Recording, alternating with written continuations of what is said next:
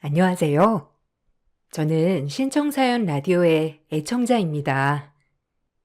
여기서 늘 울고 웃고 위로를 얻는답니다.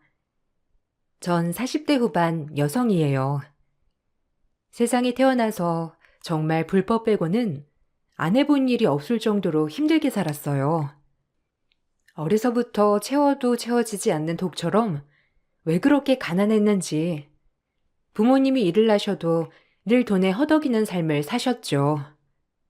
그런 가정에서 자란 저도 마찬가지로 항상 어려운 삶에 허덕이게 되었죠.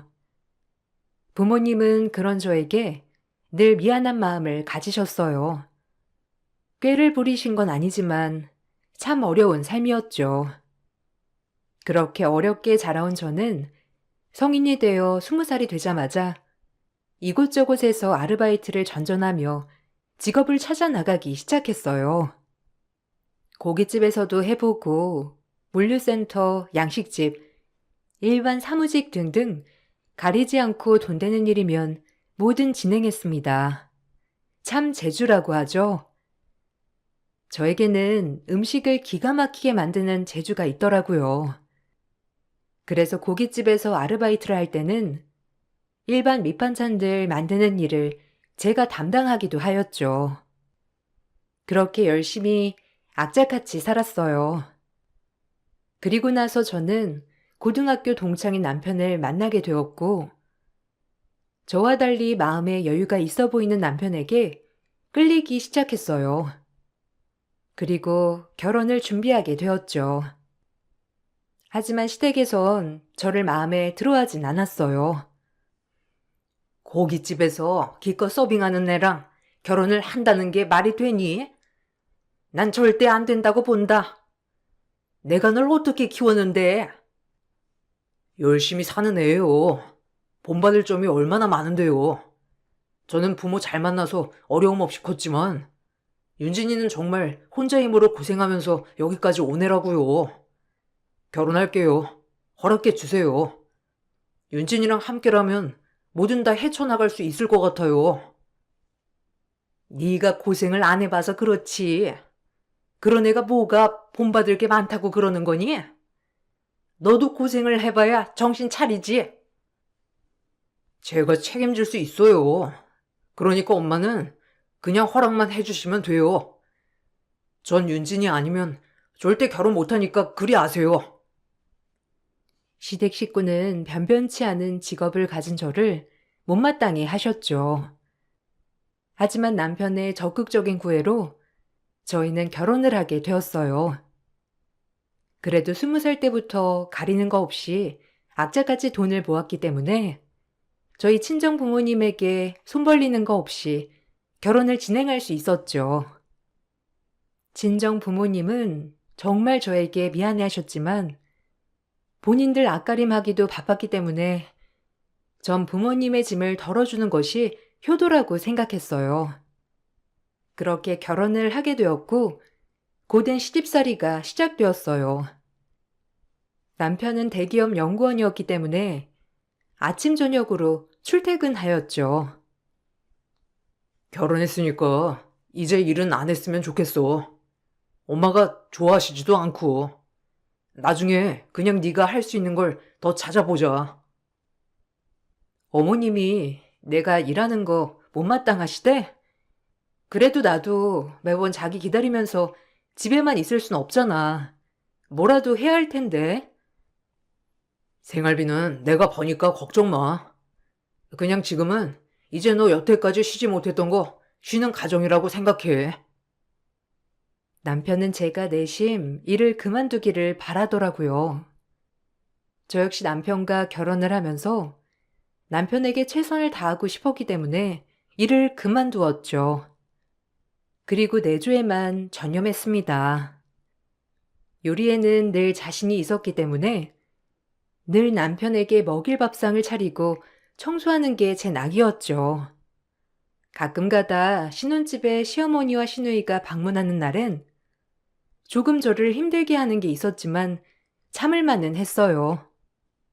원래부터가 절 마음에 안 들어 하시는 분들이니 그분들에게 특별히 잘 보이고 싶거나 하는 마음이 없었기 때문에 기대치도 없었죠. 넌 뭐하느라 문도 늦게 여는 거야? 장훈이 일 나가면 그저 퍼질러 자고 쉬는 거지? 아주 남자 하나 잘 만나서 팔자 폈다. 그러게. 여자 팔자 뒤움박 팔자라더니 남자 하나 잘 물어서 고깃집도 그만두고 이렇게 내조하는 게 얼마나 좋겠어. 아, 오셨어요? 아니요, 저도 바빠요. 하루 종일 청소하고 밥하고, 그리고 이렇게 가끔 어머님 오시는 날은 전날에 장도 봐야 하고요. 뭐야? 지금 내가 와서 너 힘들게 한다고 은근 돌려 말하는 거냐? 내가 내 아들 집에 오는데도 이렇게 눈치를 봐야 해? 아니요, 그게 아니라 어머님 한 번이라도 밥 해드리려면 장 본다는 거죠. 뭘 그렇게 받아들이세요? 무서워요. 어디 말을 하겠나요? 엄마, 새언니 은근 우리한테 눈치 주는 거야. 괜히 우리 때문에 장 봤다고. 참 어쩜 저렇게 말도 안 이쁘게 할까? 뭐기엔 뭐만 들린다죠? 그런 뜻 아니에요. 그냥 따뜻한 밥상 한 끼 차려드리고 싶어서 장 봤단 얘기예요. 오해 마세요. 시어머니는 늘 제가 하는 말을 고깝게 들으셨어요. 하지만 워낙 결혼 전에 반대가 굉장하셨기 때문에 그러려니 했습니다. 남편이 겨우 설득해서 한 결혼, 굳이 분란 만들고 싶지 않았거든요. 그렇게 시간이 지나고 저는 임신을 하였어요. 우리 아이만은 나처럼 살게 하지 않으리라는 굳은 다짐을 하고 얼마나 태교를 열심히 했는지 몰라요. 그리고 절대 저와 같은 상황을 만들어주지 않겠다고 내가 더 열심히 살아야겠다고 다짐을 했죠. 그렇게 첫째 아이가 태어났어요. 얼마나 예쁘던지. 남편과 저를 반반 닮은 아주 예쁜 아이였죠. 남편은 결혼 전같이 다정하진 않았지만 그래도 책임감은 강한 사람이었기에 가정을 잘 돌보는 사람이었어요. 그래, 이거 하나면 되었다는 생각으로 전 가정에 최선을 다했습니다. 첫 아이가 딸이 태어나고 시어머니는 딸을 낳았다며 이것조차 저를 못마땅히 하시더라고요. 남편이 장손이었기 때문에 아들을 바라셨거든요. 참 마음에 안 든다 하니까 가지가지 한다. 하필 딸이야. 우리 아들 닮은 아들을 낳아야지. 어쩜. 아무짝에도 쓸모없이. 어머님, 요즘 세상에 아들, 딸이 어디 있어요. 그리고 저 역시도 딸을 바라는걸요. 요즘 세상엔 딸이 있어야 한대요. 얼마나 예쁜데요. 됐어. 예쁘긴. 고슴도치도 지 새끼는 예쁘다더니. 다음번엔 아들 꼭 낳아야 해. 그것도 못하면 네가 이 집에 왜 있어? 그게 제 마음대로 되나요, 어머니? 보통 남자 쪽 유전자로 결정된다고 하는데 저를 탓하지 말아주세요. 그리고 이왕 이렇게 예쁘게 낳았는데 예뻐해 주세요. 혹시라도 애가 커서 상처받거나 하는 꼴 전 절대 못 보니깐요. 조심해 주셨으면 해요. 아이고, 아주 이젠 말대답도 꼬박꼬박 하는구나. 처음엔 그저 내내거리더니 이젠 아주 기가 살았어? 시어머니는 끝까지 저에게 잔소리를 퍼붓고 가셨고 아이 한 번은 안아주지 않더라고요. 그저 아들 손주만을 바라셨어요. 그렇게 상심해 있는 저를 남편은 위로를 해줬지만 은근히 남편도 네가 아들을 낳았어야 했는데 라는 눈초리더라고요. 시어머니가 주시는 눈치는 참을 수 있었지만 이 모든 것이 저로 인해 시작된 것 같은 눈치를 주는 남편은 참기 힘들더라고요. 그래도 그렇지. 엄마한테 그렇게 퍼붓냐, 퍼붓길? 뻔히 너 마음에 안 들어 하시는 것도 알면서 그냥 맞춰드리면 좀 좋아. 뭐? 그럼 우리 아기한테 그렇게 얘기하는데 듣고만 있으란 말이야? 세상이 어떤 세상인데 어떻게 그렇게 대놓고 말을 해? 그리고 그래 뭐 아들 손주 원할 수도 있지. 그렇다고 해도 뻔히 손녀 앞에서 그러셔야겠냐고. 자기도 자기 딸이면서 왜 그래? 나는 괜찮은데 엄마 기분 언짢으니까 그렇지. 엄마가 너 마음에 안 들어 하는 거 알면서 계속 그렇게 눈밖에 나면 좋냐? 너도 뭐 엄마한테 쌓인 게 많겠지만 그냥 엄마 좀 맞춰드려. 그냥 그러려니 하란 말이야. 그래도 좋아할까 말까인데. 남편은 저에게 어머님의 비율을 잘 맞춰주라고 신신당부를 했죠.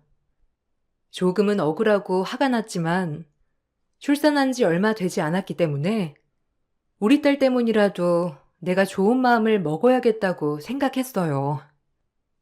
그렇게 딸아이를 키우고 남편의 내조를 이어가던 중 뭔가 저도 해야 될 것 같은 생각이 들더라고요. 이렇게 세월을 보낼 바엔 우리 딸에게 조금 더 당당한 모습을 보여주고 싶었거든요. 집에서 내조만 하는 생활도 나쁘진 않았지만 저 자신을 위해서라도 뭔가를 해야 할 것 같이 생각이 많이 들기도 하였고요. 나 이제 쉰지도 오래됐는데 가게 같은 거 하나 해볼까? 자기도 외벌이보단 맞벌이가 낫지 않아? 아무리 연봉이 높아도 그래도 같이 벌면 덜 부담스럽잖아. 안 그래? 우리 연수가 커서도 내가 일하는 게 더 나을 것 같기도 하고.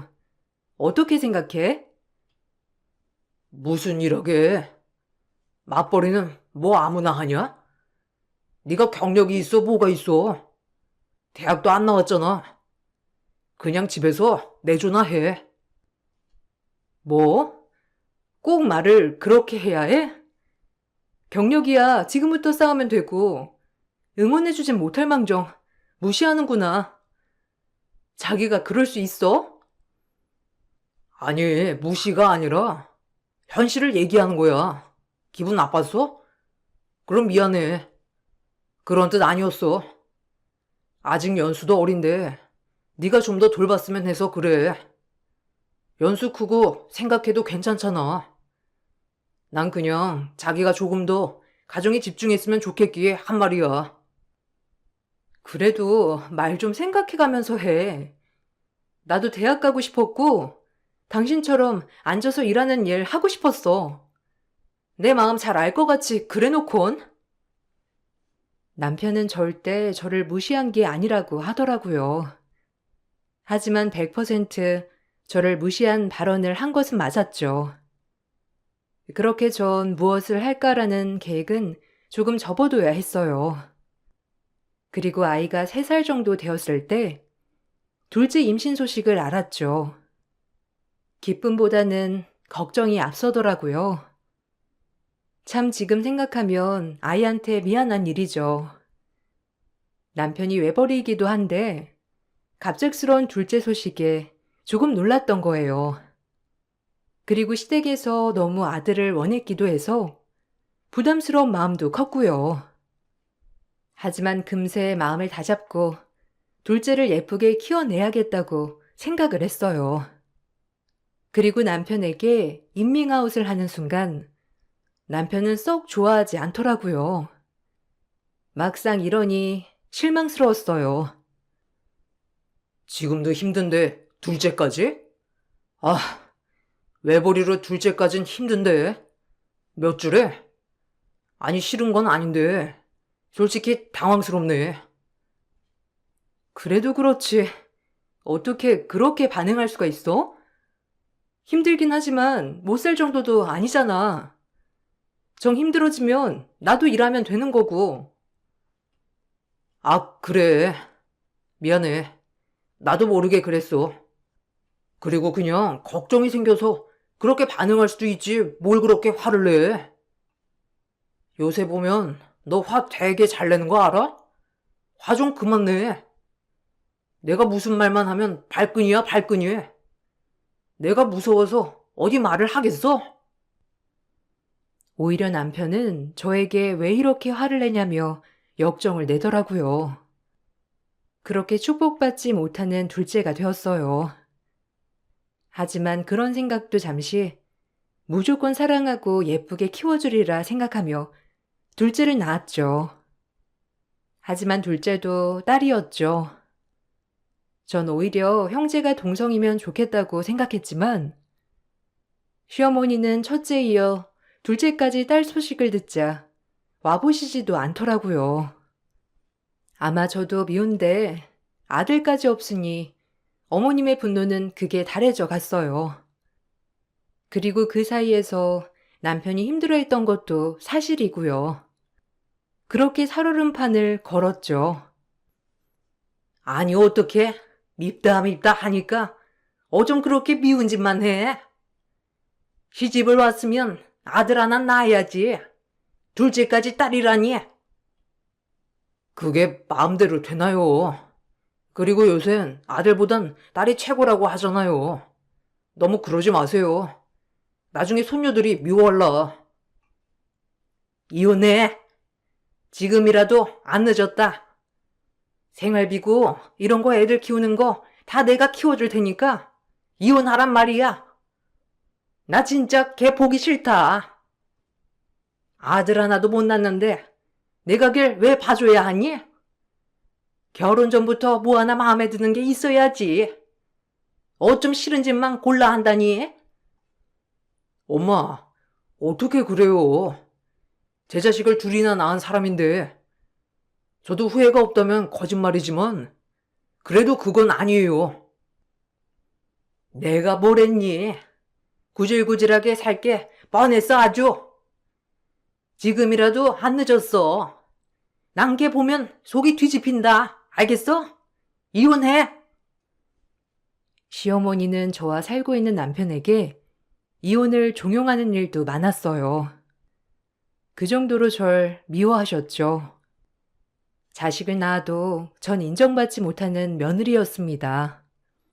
전 그런 어머님이 원망스러웠지만 그냥 모든 세월이 해결해 주겠지라는 아니란 생각을 가지고 살았죠. 모든 부부가 그러하듯 아이를 낳고 살아보니 저희 사이도 무덤덤해지더라고요. 남편도 그렇고 저도 마찬가지고요. 서로 각자 생활하기도 하고 오히려 아들 때문에 살아가는 날도 있었죠. 전 그럴 때마다 너무 외로웠지만 제 아이들을 위해 지금 남편과 행복하게 살려고 노력했어요. 그리고 계속 전 제 앞날을 위해 뭘 하면 좋을지 알아보기도 하고 배울 게 있나 찾아보기도 했죠. 그러던 중 어렸을 때 일했던 고깃집 사장님이 저에게 제안을 하나 해주셨어요. 얼마나 고맙던지. 그만둔 지 꽤 되었는데도 말이죠. 아니, 오랜만이다. 아유, 어쩜 역시 잘 지내고 있구나. 애도 둘이나 낳고. 아니, 다름이 아니라 너 반찬 가게 해볼래? 네? 반찬 가게요? 에이, 제가 어떻게 아무리 음식 솜씨가 좋아도 그렇죠. 그런 건 아무나 하나요. 못해요. 돈도 그렇고. 시댁이 되게 잘 살지 않아? 진짜 자리가 너무 아까워서 그래. 남주긴 그렇고. 딱 네 생각이 나지 뭐야. 네가 음식을 얼마나 맛깔나게 잘했어. 안 그래? 내가 너 손맛을 알잖아. 딱 네가 할 거라니까. 애들도 크는데 같이 돈 벌어야지. 아, 제안은 감사한데요.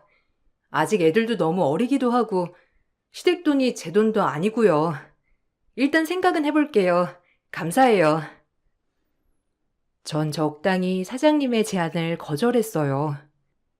하고 싶은 마음은 굴뚝 같았지만 아이들도 어렸고 남편과 상의가 필요했지만 남편은 분명 제가 반찬 가게를 한다고 하면 길길이 날뛸 것이 뻔하기 때문이에요. 남편은 제가 음식 파는 일을 하는 것을 좋아하지 않았거든요. 예전 숯불갈비 사장님이 나보고 반찬 가게 한번 해보라는데 어떻게 생각해? 나 음식 솜씨도 있고 그냥 내가 딱이라고. 뭐? 반찬 가게? 됐어. 그렇게 일하고 싶으면 컴퓨터 자격증 따고 경리나 알아봐. 무슨 반찬 가게야? 천박하게. 천박이라니. 당신 그럼 그동안 날 어떻게 생각한 거야? 나 고깃집에서 일할 때 만난 거 아니었어? 그동안 날 당신은 그렇게 생각한 거야? 아, 기가 막혀. 당신도 어머님이랑 똑같아. 그렇게 창피한데 나랑 결혼은 왜 했니? 아, 도대체 왜 했냐고. 그때랑 지금이랑 같아? 그때는 네가 어쩔 수 없이 했던 거지만 지금은 굳이 그런 일을 왜 하냐는 거지. 내 체면도 있는데. 남편의 말에 기가 막혔어요. 체면이라뇨. 본인 체면이 어떻길래 반찬 가게 하는 것을 가지고 그렇게 길길이 날뛰는지. 살면서 실망했던 일은 자주 있었지만 이번 일에 관해 남편에게 참 많은 실망을 했습니다. 그리고 남편은 또 한 번 덧붙이더라고요. 우리 애들 반찬 가게 딸내미들로 못 살게 해, 나는. 엄마도 허락 절대 안 하실 거고. 그런 생각 접어. 이런 걸로 스트레스 주지 마. 뭐? 스트레스? 자기 진짜 말 막한다. 자기 원래 이런 사람이었지? 내가 처음엔 몰랐던 거고. 그래, 그 어머니의 그 아들이겠지. 그 엄마의 그 아들이라니. 너야말로 말 막 하지 마. 나 진짜 폭발할 거 참고 있으니까. 애들 때문이라도 그만해. 알겠어? 누군 너랑 이렇게 살고 싶은 줄 알아? 구질구질하고 나도 실증 나. 그래도 그냥 애들 보고 참는 거야. 알겠어? 내 속 그만 뒤집어. 폭발? 자기가 뭐가 폭발할 것 같은데. 내가 반찬 가게 하겠다고 하는 게 그렇게 화낼 일이야? 나 진짜 자기 모르겠어.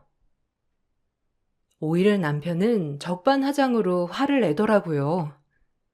그래서 그날 반찬 가게 이야기를 접어야 했습니다.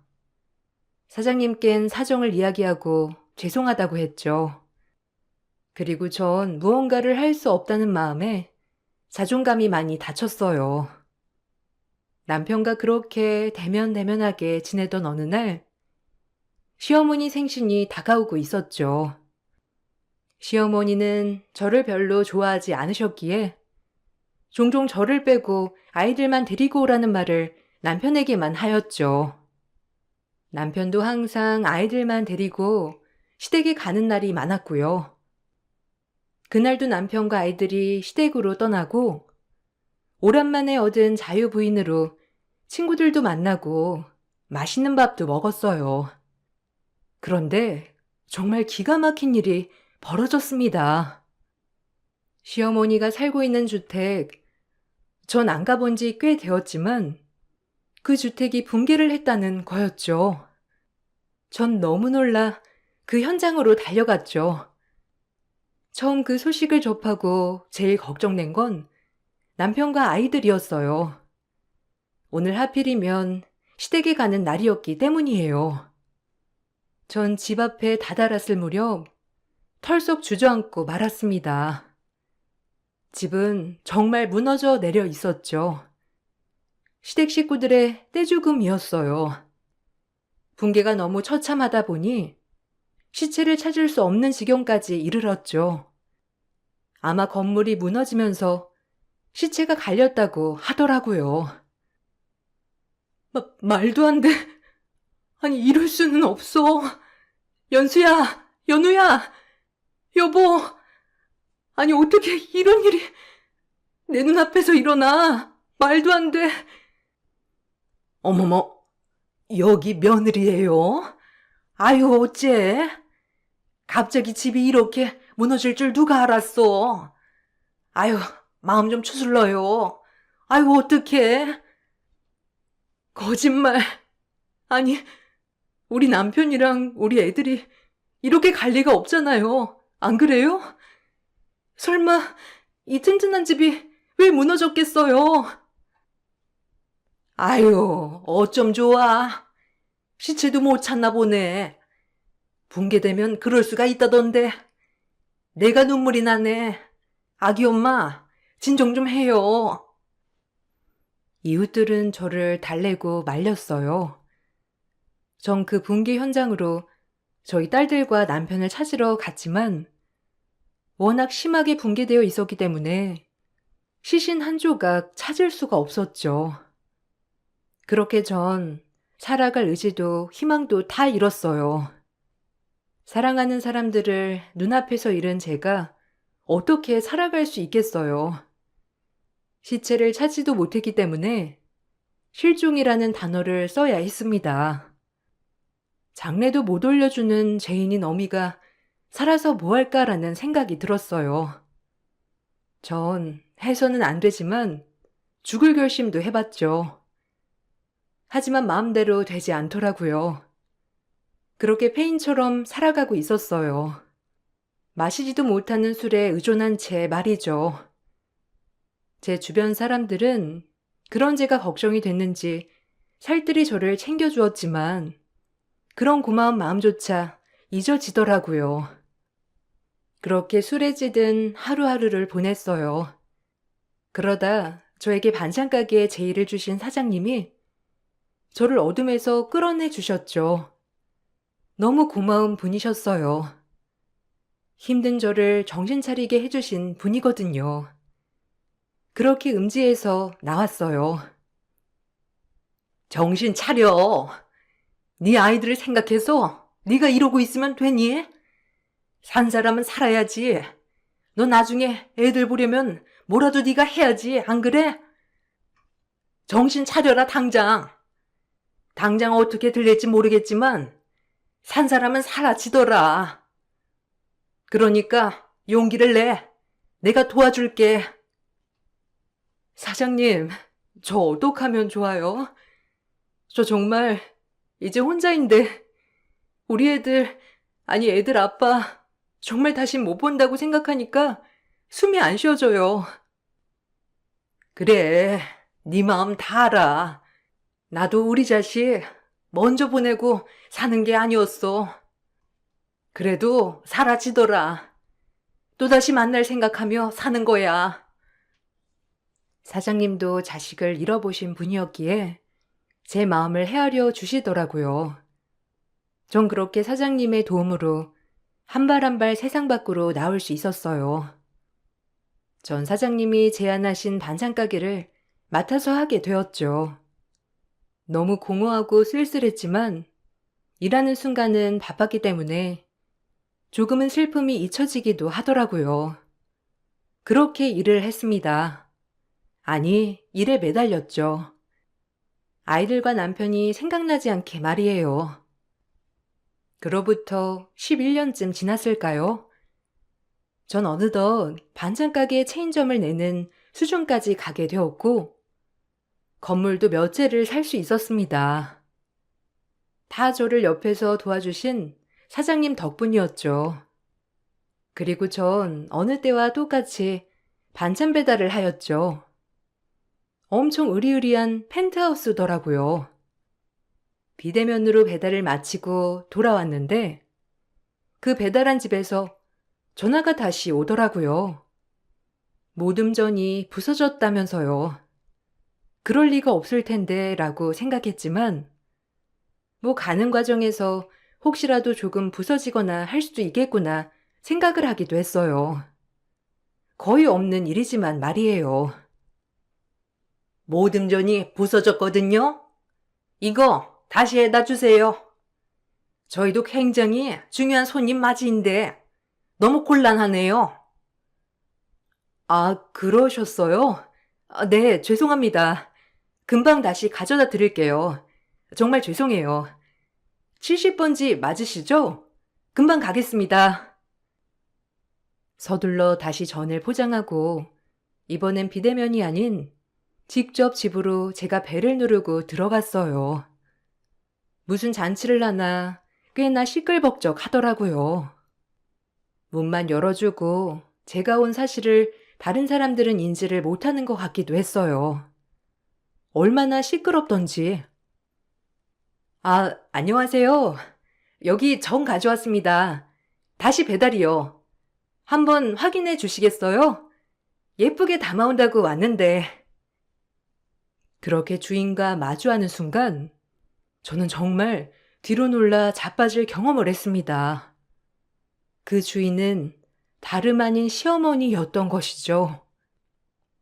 그리고 맞은편에 있는 제 남편, 그리고 꽤 컸지만 한눈에 봐도 알아볼 수 있는 내 두 딸. 11년 전 붕괴 사고로 떼죽음을 당해 시체조차 찾을 수 없었던 그 사람들이었던 거죠. 전 너무 놀라 손을 발발 떨었고 절 보자마자 시어머니와 남편은 당황하더라고요. 이게 어떻게 된 거예요? 말이 돼? 아니, 당신들 죽은 거 아니었어? 그때 그럼 그 집은 뭐야? 그래서 시체조차 없었구나.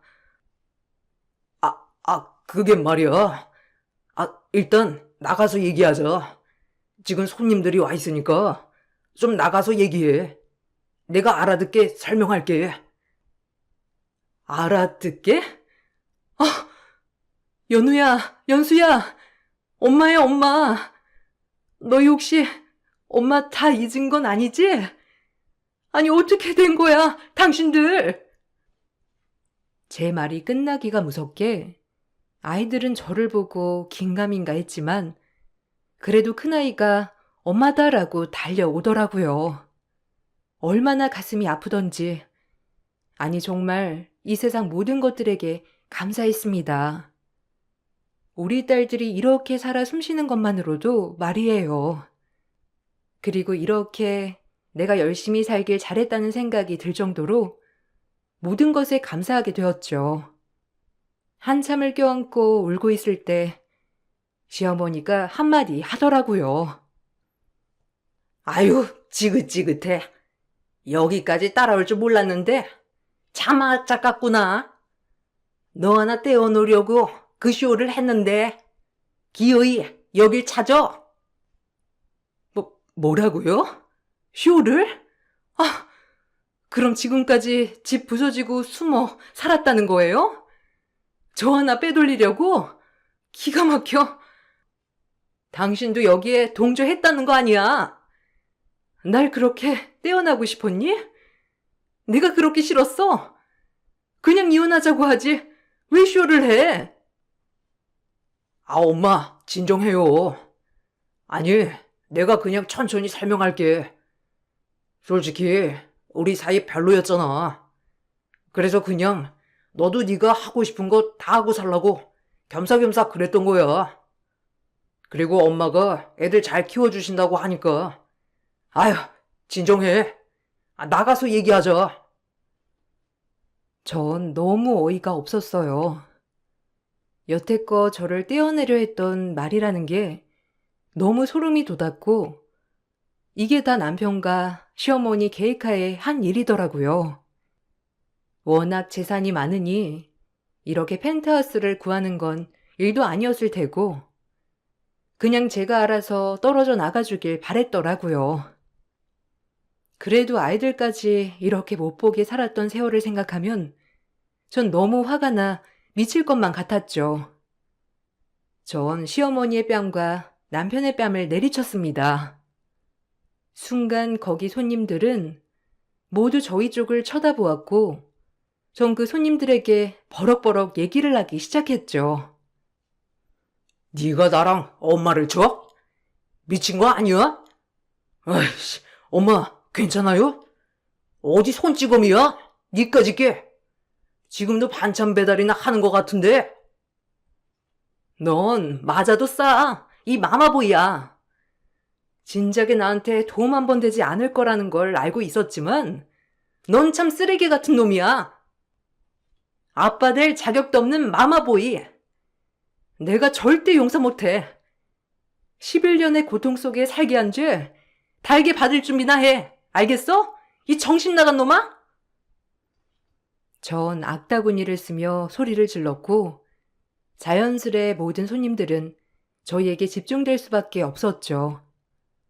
그리고 손님들도 저희의 눈치를 살피며 웅성웅성 대더라고요.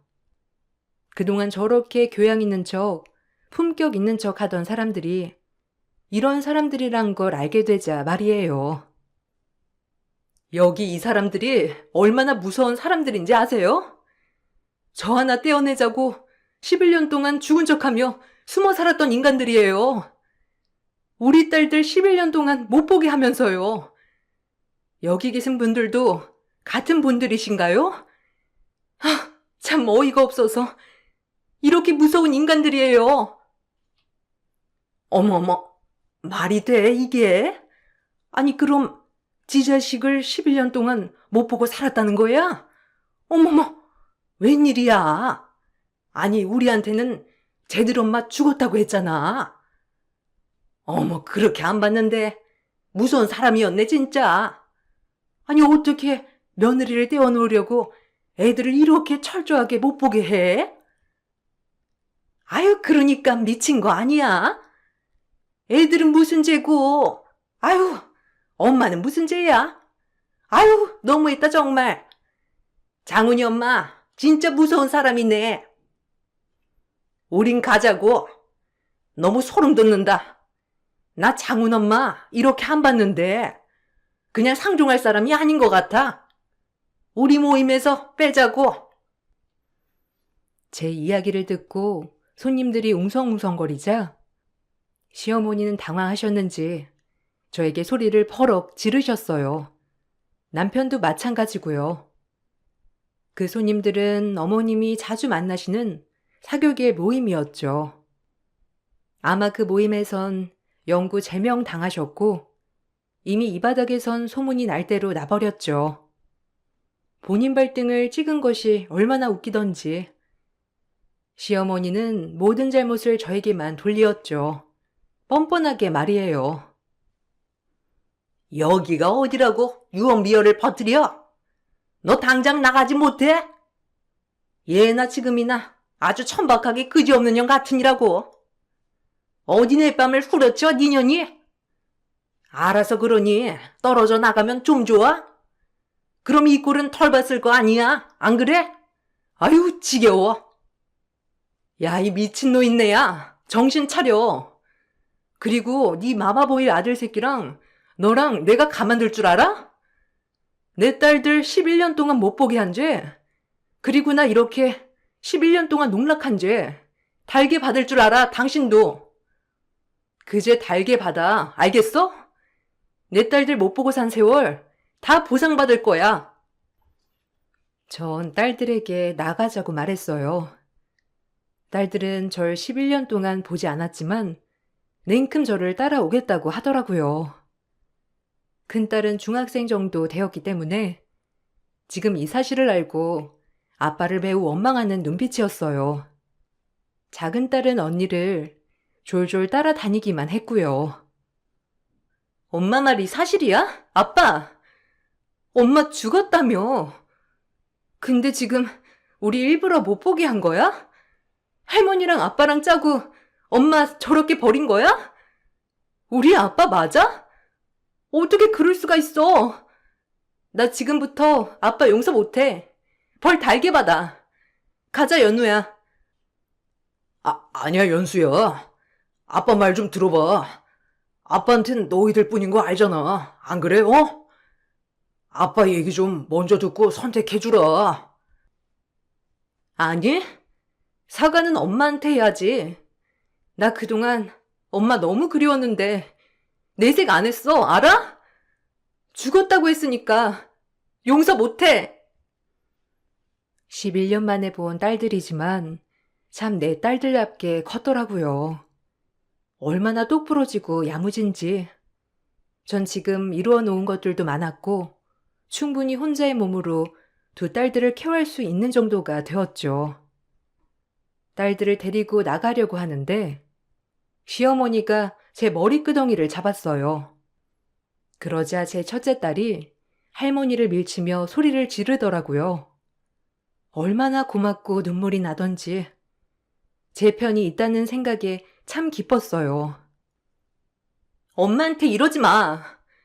당신이 뭔데 우리 엄마를 이렇게 대해? 당신보다 훨씬 고귀한 사람이니까 적당히 해. 알겠어? 들었지? 당신 노망 내가 막아줄게. 똑똑히 기다리고 있어. 이런 펜트하우스 살아봤자지. 기대해. 내가 어떻게 하는지. 전년 핏줄들이 어딜 가? 내가 그렇게 먹이고 입혔는데 아주 망나니 같은 것들, 은혜도 모르는 년들. 입 다물어. 이 노망난 할망구야. 미치려면 곱게 미쳐. 알겠어? 돈이나 준비해놔. 손해배상. 내가 절대 가만 안 있을 테니까. 남편이 뒤에서 절 붙잡았지만 전 그 길로 딸들을 데리고 지금까지 있었던 모든 일을 변호사를 통해 얘기했어요. 변호사 또한 엄청 놀라더라고요. 그리고 변호사를 통해 친권 양육권을 모조리 제가 가져올 수 있었고 전 이혼소송과 손해배상 청구를 진행했어요. 저에게 14억이란 돈과 매달 양육비를 지급하라고 법원에서 명령이 떨어졌죠. 시어머니와 남편은 절대 그럴 수 없다고 항소했지만 법원은 제 편이었어요. 11년의 대가가 14억이라는 돈에 값어치밖에 되지 않는다는 것에 대해 조금은 상심했지만 지금 눈에 넣어도 아프지 않을 딸들을 제 옆에 둘 수 있어서 너무 행복하답니다. 딸들도 엄마라는 빈자리 때문에 늘 위축되었다고 하더라고요. 할머니와 아빠랑 사는 것보다 지금 이렇게 저와 셋이 사는 이 순간이 행복하다고 말하고 있고요. 이 삶을 되찾기까지 얼마나 힘들었는지 그저 지금의 삶에 감사하고 살고 있습니다. 반찬 가게가 너무 잘 되어서 이렇게 딸들에게 안락한 삶을 줄 수 있다는 게 제 가장 큰 기쁨이에요. 무엇보다 딸들은 제가 반찬 가게 하는 걸 참 좋아한답니다. 지금에서야 찾은 내 완전한 행복, 늘 하루하루 감사한 마음으로 살 거예요. 여러분들도 매 순간 감사하는 마음으로 살아보세요. 세상이 달라진답니다. 제 글 읽어주셔서 감사드려요. 좋은 하루 보내시길 바랍니다. 안녕하세요. 저는 40대 중반 여자입니다. 사연을 신청하게 된 이유는 4년 전에 남편과 시집 식구들이 저지른 충격적인 행동 때문에 이혼을 하게 됐었는데요. 4년이 지난 지금 또다시 제 앞에 나타나 이렇게 글을 쓰게 되었습니다. 문제가 시작된 건 저희 엄마 건강 상태가 좋지 않다는 걸 발견하게 되면서 대학병원을 다녀온 적이 있었어요. 그리고 이것저것 꽤 많은 검사를 진행하게 되었죠. 특진비로 130만 원 정도 나왔던 것 같네요. 그때까지만 해도 남편한테 정말 고맙게 생각했던 게 항상 저를 뒤에서 많이 도와줬었어요. 여러 가지 이유들도 있었겠지만 그래도 사소한 거라도 챙겨주려 하는 남편의 행동들이 저에게는 크게 다가왔었어요. 아빠가 건강 악화로 세상을 떠나시고 엄마마저 점점 약해지고 계시다는 걸 병원을 다녀온 이후 더 크게 느끼다 보니 정신적으로 너무 힘이 들었었는데 그런 제 마음을 알아주고 뒤에서 많은 걸 챙겨준 남편이 너무 고마웠었습니다. 그렇게 병원까지 함께 가준 남편 덕분에 수월하게 병원 진료를 끝낼 수 있게 되었고 집으로 돌아와 엄마가 잠든 모습을 본 뒤에 저희는 아래층으로 내려왔어요. 한 건물에 저희 엄마와 그리고 시댁 식구들이 함께 살고 있었죠. 그때 당시 시부모님 사업 부도로 인해 집 하나 구할 수 없을 만큼 경제적으로 많이 힘들어져서 저희 아빠가 살아 계셨을 때 엄마와 장만하셨던 빌라에서 시댁 식구들이 들어와 살게 되었었죠. 3층은 엄마가 살고 계셨고 2층은 저희 부부가 살았습니다. 그리고 1층은 시부모님과 시누이가 함께 거주하고 있었어요. 저희가 도움을 많이 주고 있는 상황이라서 그런지 시부모님께서는 저에게 항상 잘해 주셨어요. 시집살이 같은 건 전혀 느끼지 못하고 있었죠. 그렇게 별일 없이 잘 생활하고 있었는데 시부모님께서 하실 말씀이 있으시다며 저희 부부를 1층으로 부르셨어요. 별건 아니고 저기 사돈 건강 상태가 많이 안 좋으신 거니? 무슨 상황인지 우리도 어느 정도는 알아야 될 것 같아서 잠깐 내려오라고 했던 거다. 네, 최근 들어 저희 엄마 몸에 문제가 있다는 걸 느끼고 계셨는지 저에게 여러 가지 증상을 얘기하시길래 병원에 가서 검사를 받아보니까 저희 엄마가 초기 치매 증상이 있으신 것 같다는 진단을 받았어요. 진행 단계가 아직 초기라서 눈에 띌 정도는 아니지만 날이 가면 갈수록 점점 더 심해진다고 마음의 준비를 하는 게 좋을 것 같다고 하네요. 그래서 엄마도 충격을 좀 많이 받으신 것 같아 보였어요. 좀 전에 같이 있었을 때 요양원 얘기를 하시는데 아직 크게 증상이 나타난 것도 아니라서 벌써부터 그런 거 신경 안 써도 된다고 했었는데 저희 엄마도 여러 가지로 걱정이 많으신가 봐요. 현재는 이런 상황이에요.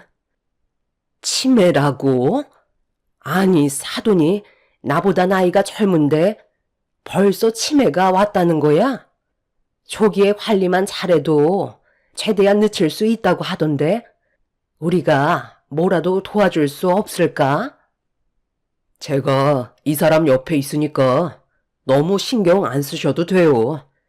그런 거 오히려 의식해서 다가가는 게 장모님한테는 불편하게 다가올 수도 있을 거예요. 항상 평소처럼 행동하시는 게 부담을 덜 느끼실 테니 너무 의식해서 접근하지 않으셨으면 좋겠어요. 병원에서 그러는데 나이 먹으면 누구나 올 수 있는 흔한 병이라고 그랬어요. 그러니 두 분도 지금부터라도 몸 관리에 신경 쓰시고 자주 건강검진 받으세요. 초기에 예방하는 게 병을 키우지 않는 거라는 거 잘 아시죠?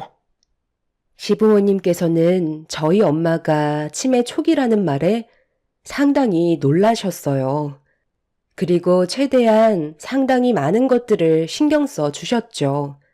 처음에는 한 건물에 저희 집안과 시댁 집안이 함께 살면 마찰이 생기거나 여러 가지로 불편한 점들이 많아질 것 같아 걱정을 했었는데 서로 배려하면서 살아가다 보니 크게 문제되는 것들은 느끼지 못하고 잘 지내왔었습니다.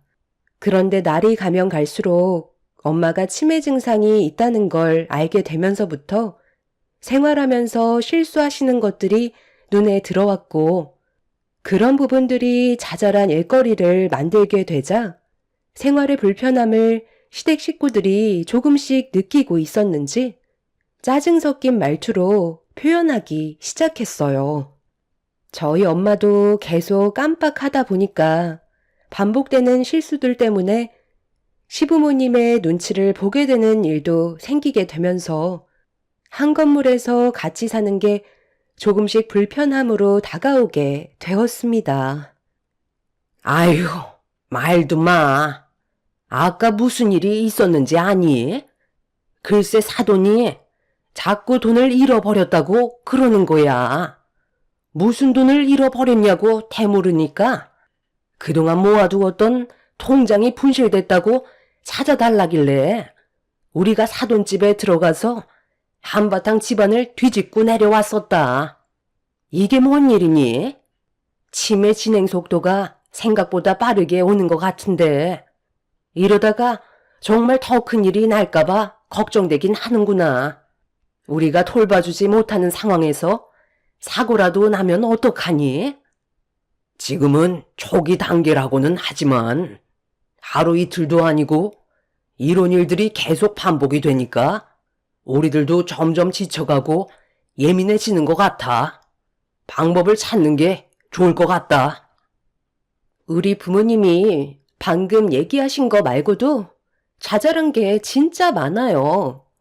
얼마 전에는 계단에다 실수까지 하셨다니까요. 그래서 그거 저희 엄마가 다 닦으셨어요. 언니, 아무리 요양원에 모시기 싫다고 하셔도 피해보는 사람들이 많으면 안 되잖아요. 정말 진지하게 한번 생각해 볼 필요가 있다니까요. 저희가 신세를 지고 있는 상황이니까 혹시라도 서운하게 생각할까봐 말을 안 하고 있지만 저희도 사람이잖아요. 이런 생활 오래 버틸 수는 없다고요. 시댁 식구들의 불만들이 점점 터져 나오기 시작했어요. 치매 진단을 받고 난 이후부터 진행 속도가 생각했던 것보다 빠르게 진행이 되고 있는 것 같아 걱정이 많았었는데 시댁 식구들도 불편함을 느끼고 있다는 건 그만큼 엄마가 삶에 영향을 끼친다는 거였죠. 그래서 저 또한 고민을 안 할 수가 없었어요. 시부모님께 대충 상황을 듣고 집으로 들어온 저는 남편과도 진지하게 대화할 필요가 있었죠. 남편은 저보다 먼저 모든 상황들을 듣고 있었기 때문에 어느 정도 정리가 됐는지 저희 엄마를 요양원에 모셔서 보살펴 드리는 게 좋을 것 같다며 딱히 방법이 없다는 표현을 하면서 저를 설득시켰습니다. 요즘 요양원이 당신이 생각하는 것처럼 시설이 나쁘지 않다니까. 서로가 피해를 보면 되겠소. 오히려 스트레스 받는 상황들이 많아질수록 상처만 커지는 것 뿐이야. 그러니까 내 말대로 하루빨리 요양원으로 보내드리는 게 좋을 것 같아. 장모님도 정신이 있을 때 들어가셔야 적응을 하시지. 괜히 버티고 있다가 사고라도 나면 어쩌려고 그래. 우리 부모님께서 하루도 편할 날이 없다고 하시더라. 얼마나 불안하면 나한테 그런 말까지 하시겠소? 그렇긴 하지만 내가 아직 마음의 준비가 되질 않아서 그래. 새로운 환경에서 낯선 사람들과 같이 지내야 한다는 건데 내 마음이 너무 편치가 않아. 지금 다니는 회사 일을 그만두고 내가 엄마 곁에 있어주는 게 좋지 않겠어? 엄마가 어느 정도 정신이 있을 시간도 얼마 남지 않은 것 같은데 그럼 그 시간 동안 많은 시간을 함께 하는 게 오히려 좋지 않을까? 내가 회사 생활을 하다 보니까 엄마께 소홀해지는 건 당연한 거잖아.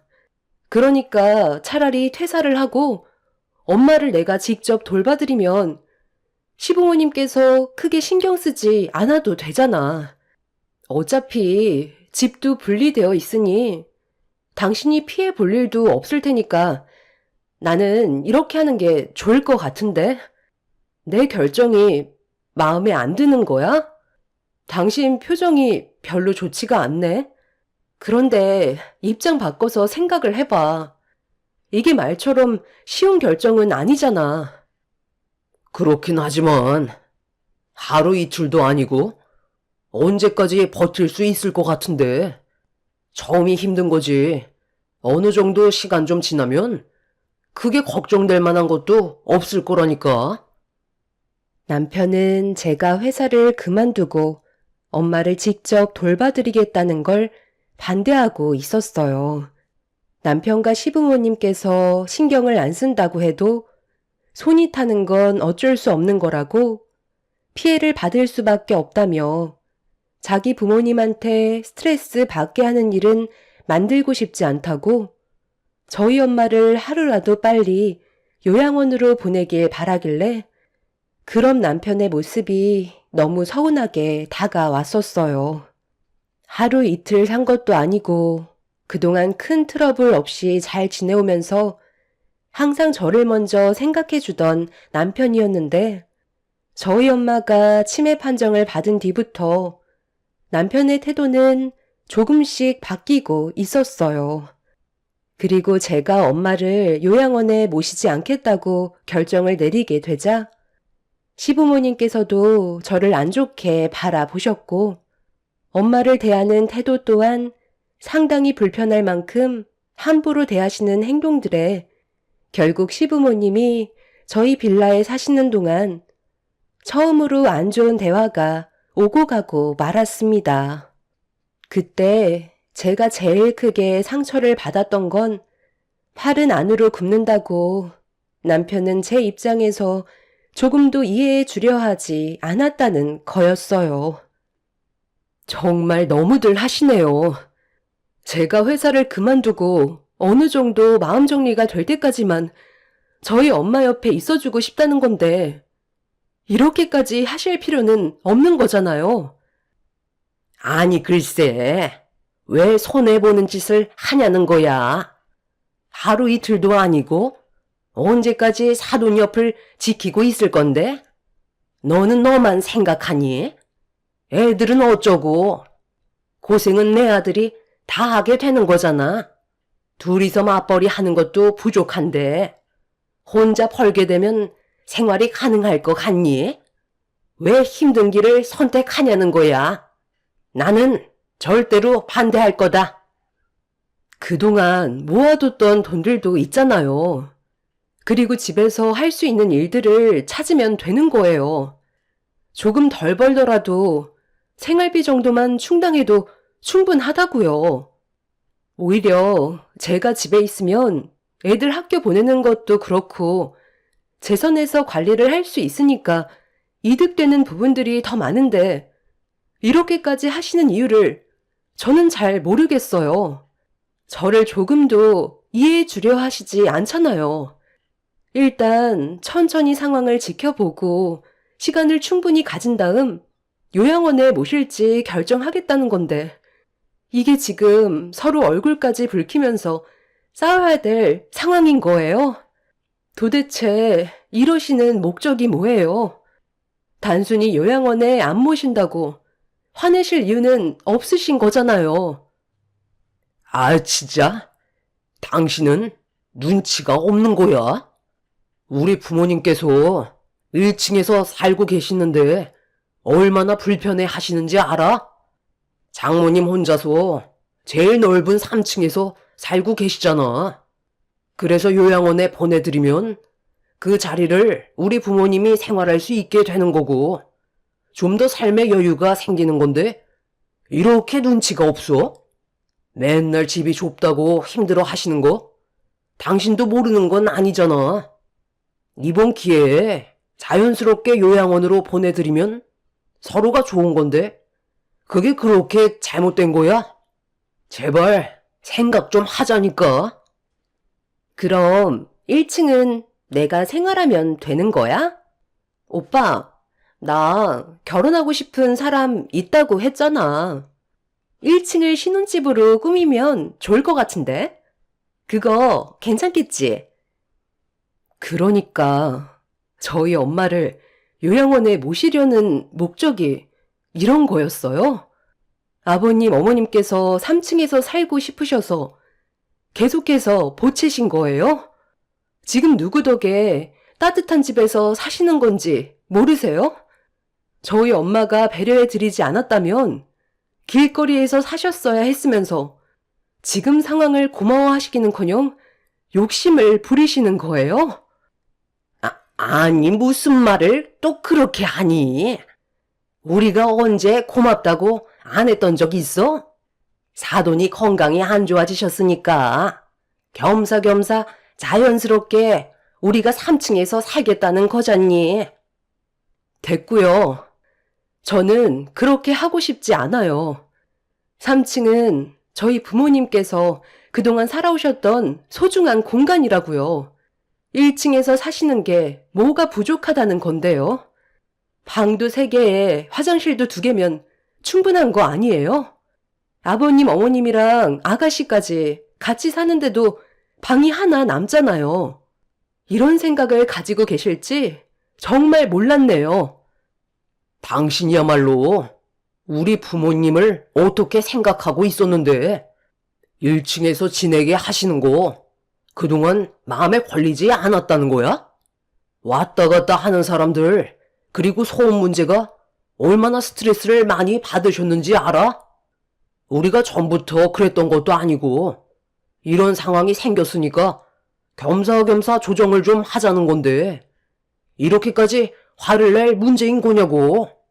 당신이 하고 싶은 대로 알아서 해. 남편 말을 잘 들어야 집안 문제가 해결이 되는 건데 이렇게까지 앞뒤가 꽉 막혀서 앞으로 어떻게 사냐? 시댁 식구들의 행동에 저는 너무 당황스러웠어요. 시부 사업이 부도가 나게 되면서 막대한 빚에 시달리고 있었고 남편이 벌어오는 월급은 거의 다 시댁 빚 갚는데 사용되고 있었죠. 제가 버는 월급으로 생활비를 충당하고 있었습니다. 가족이라는 이유 하나만으로 집까지 무상으로 제공해주고 제가 벌어오는 돈으로 시댁 식구들 생활비까지 충당하고 있었는데 저희 가족에 대한 고마움보다는 더 큰 걸 바라고 있는 시댁 식구들의 행동들은 너무 큰 실망을 안겨주었고 남편이 저에게 화를 내고 있는 모습을 이해할 수가 없었습니다. 제가 받은 상처는 너무나도 컸었는데 남편은 그런 제가 상처를 받든 말든 안 좋은 말들을 더욱더 거침없이 뱉어대고 있었어요. 저희 엄마만 요양원에 모시면 모든 것들이 해결되는 문제인데 왜 그걸 미련하게 붙잡고 있냐고 한심하게 쳐다보던 남편한테 너무 큰 상처를 받게 되었죠. 그날 이후 저는 시댁 집안 식구들과 금이 가기 시작했고 날이 가면 갈수록 심해지는 시부모님과 남편의 행동들 때문에 저는 하루에도 몇 번씩 눈물을 흘리고 있었습니다. 제가 이런 고민을 혼자서 앓고 있자 지금의 상황을 어느 정도 알고 계셨던 엄마는 저에게 미안하다면서 요양원에 들어가도 된다며 제가 시댁 집안 식구들과 잘 사는 게 우선이라고 하셨지만 저는 그렇게까지 하면서 시댁 식구들과 함께 웃으면서 지내고 싶지 않았어요. 엄마는 낯선 환경인 요양원에 계시는데 어떻게 잘 먹고 잘 지낼 수가 있겠어요. 아무리 요양원이 좋다 한들 낳아주신 부모를 모시는 건 자식으로서 당연한 건데 모실 수 없는 상황도 아니고 충분히 가능한 상황에서 잠깐 오락가락 하시는 엄마를 모시기 싫다고 요양원에 보내는 건 제 성격상 맞지 않았습니다. 결국 저는 제가 하고 싶은 대로 일을 진행했어요. 회사에는 사정을 얘기한 뒤 나오게 되었고 엄마를 전적으로 돌봐드리게 되었었죠. 그리고 제가 회사를 퇴사하게 되면서부터 시부모님과 남편은 저를 남처럼 생각하면서 조금도 도와주거나 아는 척 하지도 않았습니다. 이런 안 좋은 상황이 지속이 되고 불편한 생활을 계속해서 이어가던 어느 날 잠을 자고 계시던 엄마가 잠꼬대를 하시는데 이상한 말을 하시더라고요.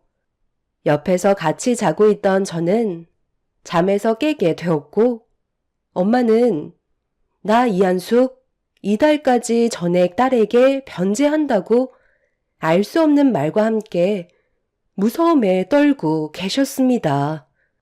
엄마를 흔들어 깨웠지만 깊은 잠에 빠지셔서 그런지 몸을 돌려 다시 주무셨어요. 뭔가 진정이 되지 않았는지 흐느끼시면서 괴로워하시길래 그 모습을 한참 동안 쳐다보다가 저도 다시 잠이 들게 되었었죠. 그런데 엄마가 잠꼬대를 했던 그 말들이 저에게 엄청난 충격을 가져오게 될 거라곤 정말 꿈에도 몰랐었는데 며칠 뒤 잠시 볼일을 보고 집에 도착해 장바온 물건을 차에서 내리고 있었는데 주차장 한편에서 남편과 시모의 대화가 제 귀에 들려오고 있었어요. 계속 써먹는데도 전혀 눈치채지 못하고 있는 거야? 정말 치매가 심해지긴 했나 보다. 그런데 통장 비밀번호를 안 까먹는 게 더 신기하다. 그렇잖아도 까먹을까봐 제가 옆에서 비밀번호 누르는 거 전부 확인해 놨어요. 저희는 앞으로 이것만 있으면 생활비 걱정할 필요 전혀 없다니까요. 장모님한테 각서 쓴 거랑 녹음된 내용 들려주면서 병원비 갚아야 된다고 하면 알아서 순순히 은행까지 따라가 주시는데 저희가 힘 안 들여도 알아서 돈 뽑아서 주잖아요. 장모님이 병원에서 검사 받았을 때 그때의 비용을 아직까지 기억하고 계셔서 130만 원씩 받아내고 있기는 한데 한 200만 원으로 다시 올려볼까 생각 중이에요. 각서 쓰는 거랑 녹음하는 게 쉬운 일은 아니지만 제가 크게 한마디 하면 겁에 질리셔서 순순히 말을 따르긴 하니까 민우 엄마가 잠깐 외출했을 때 작업하면 될 것 같아요. 그때 엄마도 좀 도와주세요. 언제 올지 모르니까 최대한 빠른 시간 내에 일 처리를 진행해야 되잖아요. 겁만 주면 금방 따라 쓴다니까요. 그런데 꼬리가 길면 밟힌다고 나중에 며느리가 알게 되기라도 하면 어쩌니? 법적으로 우리가 불리해지는 상황이잖아. 엄마는 솔직히 걸릴까봐 무섭다. 아유, 절대 걸릴 일 없어요. 장모님은 치매고 저희가 가지고 있는 각서랑 녹음한 건 폐기하면 되는 거고 민우 엄마가 퇴사하면서 생활비가 많이 줄었다고 불만을 털어놓으니까 그때부터 생활비를 따로 주셨다고 하면 그 사람이 뭘 어떻게 하겠어요? 이 녹음기랑 각서가 없다면 손 쓸 수 있는 방법은 없다니까요. 혹시 모르니까 이건 차에다 넣어두는 게 좋겠어요. 최대한 뽑아 먹을 수 있을 때까지 빼먹은 다음 나중에 이 집도 명의를 저로 돌려달라고 조정해 보려고요.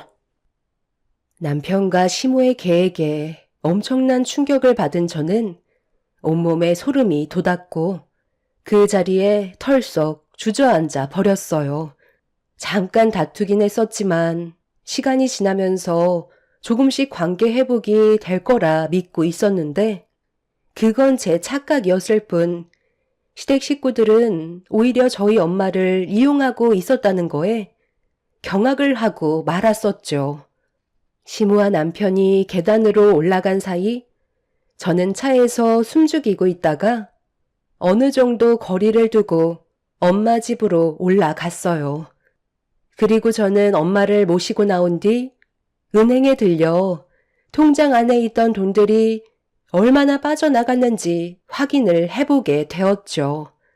지속적으로 며칠에 한 번씩 빠져나간 돈들을 확인할 수 있었고 오락가락하는 아픈 엄마를 상대로 이런 충격적인 일들을 저질렀다는 게 확인이 되는 순간 저는 그 사람들을 절대 용서할 수가 없었어요.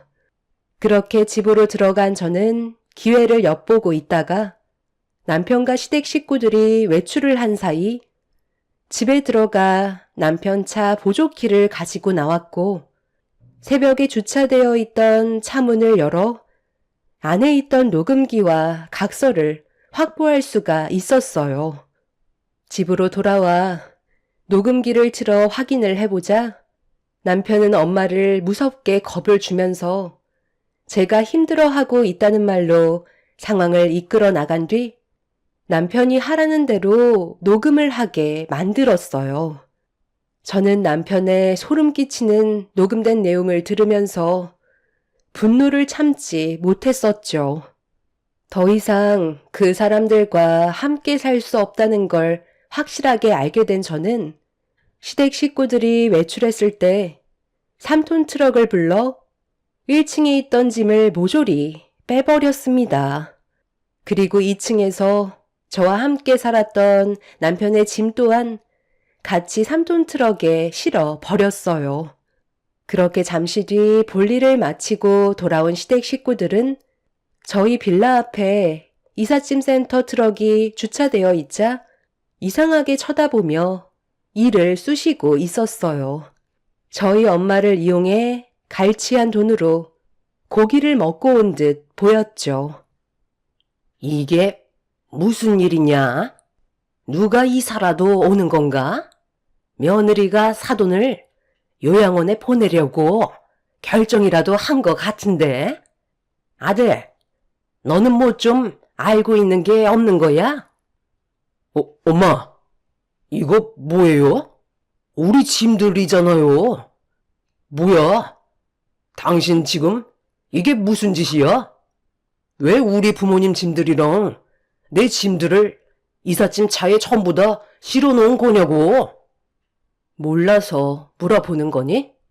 당신이 한 짓을 전혀 모르고 나한테 큰 소리 치는 거냐고. 이거 뭐야? 여기에 적힌 각서랑 녹음된 내용, 이거 어떻게 설명할 건데? 당신이 그걸 어떻게 알고 가지고 있는 거야? 장모님이 무슨 말이라도 한 거야? 내가 다 설명할 테니까 일단 침착하고 여기 있는 짐들부터 다시 내려놓자. 뭘 내려놔? 내가 벌써 전부 다 확인을 해봤는데 어디서 상황을 모면하려 들어? 이미 은행까지 다녀왔다고. 당신이 어떻게 나한테 그럴 수 있어? 우리 집안이 당신 집안을 어떻게 대해줬는데 이런 식으로 배신을 해? 그러고도 무사히 넘어갈 줄 알았어? 그동안 우리 빌라에서 무상으로 살게 해줬으니까 이제 그만 방 빼줬으면 좋겠네. 그리고 이거 받아. 당신이랑 내가 더 이상 부부 관계가 아닌 남이 되겠다는 이혼 서류야. 더는 같이 살 수 없다는 거 알잖아. 아니, 우리가 무상으로 너희 빌라에 살고 있었다고 해도 이건 아니지. 법적으로 남의 짐을 함부로 뺄 수는 없는 거라고. 정말 이렇게까지 해야 되는 거니? 방금 제 앞에서 법이라고 하셨어요? 지금 누구 앞에서 큰 소리 치는 거죠?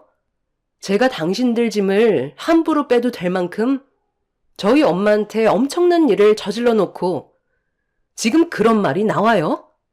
손이 발이 되도록 빌어도 모자랄 판에 어디서 목을 빳빳이 세우고 있는 거죠? 당신들은 내가 절대 용서하지 않을 테니까 각오하는 게 좋을 거야. 제가 분노를 감추지 못한 채 이성을 잃어버린 사람처럼 난리를 치자 그제서야 상황의 심각성을 인지했는지 저에게 생각이 짧았다면서 미안하다고 용서를 구하기 시작했어요. 하지만 이미 돌이킬 수 없을 만큼 너무 충격적인 일들을 저질러버린 시댁 식구들을 도저히 용서해줄 수가 없었죠.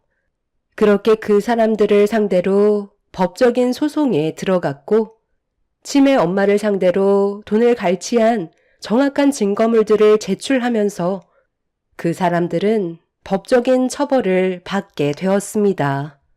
하지만 가족이라는 이유 하나만으로 제가 생각했던 것보다 크게 처벌을 내릴 수는 없었어요. 그 사람들이 저희 엄마 돈을 갈취한 거에 대한 원금과 어느 정도 피해 보상 금액 정도만 받아낼 수 있었고 모두들 집행유예로 판결이 나고 말았죠. 그렇게 남편과도 이혼 위자료 소송을 하게 되면서 함께했던 모든 세월들을 정리하고 말았습니다. 아이들은 제가 키우는 걸로 합의를 보게 되었고 2번 다시 저희 가족 앞에 나타나지 않겠다는 조건으로 합의금 일부를 받지 않았습니다. 그 사람들을 2번 다시 보고 싶지 않았기 때문에 그런 결정을 내리게 된 거였죠. 그날 이후 1층과 2층은 월세를 주게 되었고 엄마의 건강은 날이 가면 갈수록 안 좋아지면서 현재는 저를 10살 정도의 나이로 생각하고 계시네요. 4년이라는 시간 동안 정말 많은 일들이 있었지만 지금도 저는 엄마를 요양원에 모시지 않고 있어요. 제 곁에 있어주는 것만도 너무 감사하거든요. 아이들도 제가 고생하는 걸 알아서 그런지 옆에서 많은 걸 도와주면서 같이 힘을 합쳐 살아가고 있는 중입니다. 그런데 얼마 전에 저와 인연을 끊어내었던 전 시댁 식구들이 갑자기 저희 빌라 앞에 나타났어요. 그리고 눈물을 흘리면서 무릎을 꿇더니 한 번만 살려달라고 시부모님이 오열을 하고 있었죠. 제가 아무 말도 하지 않고 묵묵히 쳐다만 보고 있는데 남편이 갈 곳이 없어서 결국 다시 올 수밖에 없었다는 말을 꺼내고 있었어요. 저기, 여보, 민호 엄마, 내가 그때는 정말 잘못했어. 벌써 4년이나 지난 일이잖아. 한 번만 용서해주면 안 될까? 우리가 그때는 당신한테 불만이 생겨서 그런 일을 저질렀던 것 뿐이라고. 그래, 네가 그때 사돈을 요양원에 보내기만 했었어도 이런 일은 일어나지 않았었던 거라고. 내 아들이 정말 많은 대출을 받아서 다시 시작했는데 이게 글쎄 처음에는 잘 되는가 싶더니 결국 또다시 부도가 나게 됐지 뭐냐. 오고 갈 데도 없고 거기에다가 내 딸은 어디로 사라졌는지 어떤 남자 만나서 살림 차리겠다고 우리를 버리고 가버려서 돈 받을 수 있는 사람들도 없다. 지금 빚에 쫓겨 다니고 있는 상황이라 숨어 지낼 만한 곳을 찾고 있었는데 그때 네가 생각이 나더구나. 우리를 한 번만 걷어주면 안 될까? 너희 시아버지가 잡일이라도 좀 해보려 했다가 허리까지 다쳐서 지금 아주 다들 죽을 맛이다. 시키는 건 전부 다 할 테니까 제발 우리 좀 다시 받아들여주면 안 되겠니? 내 손주들 얼굴도 보고 싶고 그때의 삶이 너무 그리워서 다시 찾아온 거니 제발 내치지는 말렴. 그럼 그때 받지 않겠다던 위자료 다시 가지고 오세요. 그럼 생각 좀 해볼게요. 저희 가족 앞에 다시는 나타나지 않겠다는 조건 잊으셨어요? 왜요? 돈이 땡전 한 푼 없는데 제가 돈을 달라고 하니까 황당하세요? 그럼 그런 조건을 왜 다신 거죠? 그때 각서까지 쓰셨잖아요. 평생 제 앞에 나타나지 않겠다는 조건으로 작성하셔놓고 4년 정도 지났으니 제 마음이 어느 정도 누그러졌다 생각하시는 건가요? 저는 그때나 지금이나 변한 거 전혀 없어요. 그리고 당신들 같이 은혜도 모르는 사람들을 또다시 드리고 싶지 않습니다. 지금 당장 제 눈앞에서 사라지지 않으면 바로 경찰에 신고할 테니까 그만 사라져 주시죠. 빚에 쫓기고 있어서 도망 다니는 중이라고 했으니 여기에 있다고 지금 바로 얘기해야 되겠네. 사채 빌린 곳이야 대충 알아보면 금방 나오지 않겠어요? 그 사람들은 손이 발이 되도록 빌었지만 저는 강하게 거부를 했고 제 발을 붙잡고 늘어지는 바람에 결국 경찰의 도움을 요청할 수밖에 없었어요. 그날 이후 2번 다시는 저희 빌라에 나타나지 않았지만 기분이 썩 좋은 건 아니네요. 괜히 또 다른 문제거리가 생길까봐 3층까지 세를 주고 다른 곳으로 이사를 계획하고 있는 중입니다. 그 사람들과 만나지 않는 게 제 인생에 도움이 되는 일이니까요. 대우받으면서 살고 있을 때는 감사한 줄 모르다가 시간이 지나고 과거에 대한 소중함을 뒤늦게 깨닫고 그제서야 후회를 하는 그 사람들이 참으로 안타깝습니다. 도망치는 신세로 전락해버린 그 사람들이 평생 도망치면서 자신들의 잘못을 후회하길 바랄 뿐이네요.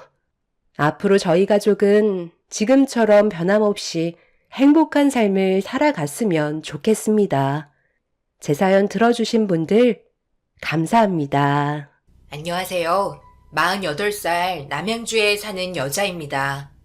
남편을 하늘나라로 보낸 지도 벌써 2년이 되어 가네요. 요즘 들어 너무나 그립고 아직도 옆에 있을 것만 같은데 뒤돌아보면 남편의 작업실이나 안방에는 아무도 없는 것을 알고 상실감에 가슴을 내린 적이 한두 번이 아닙니다.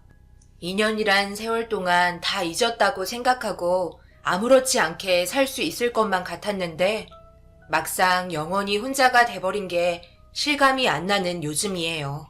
억지로 잊는다고 해서 행복할 수 없다는 걸 알기에 혼자 아파하지 않기로 했고 슬픔이든 기쁨이든 함께 나누면 큰 위로를 받을 수 있지 않을까 싶어 용기 내어 사연을 올립니다.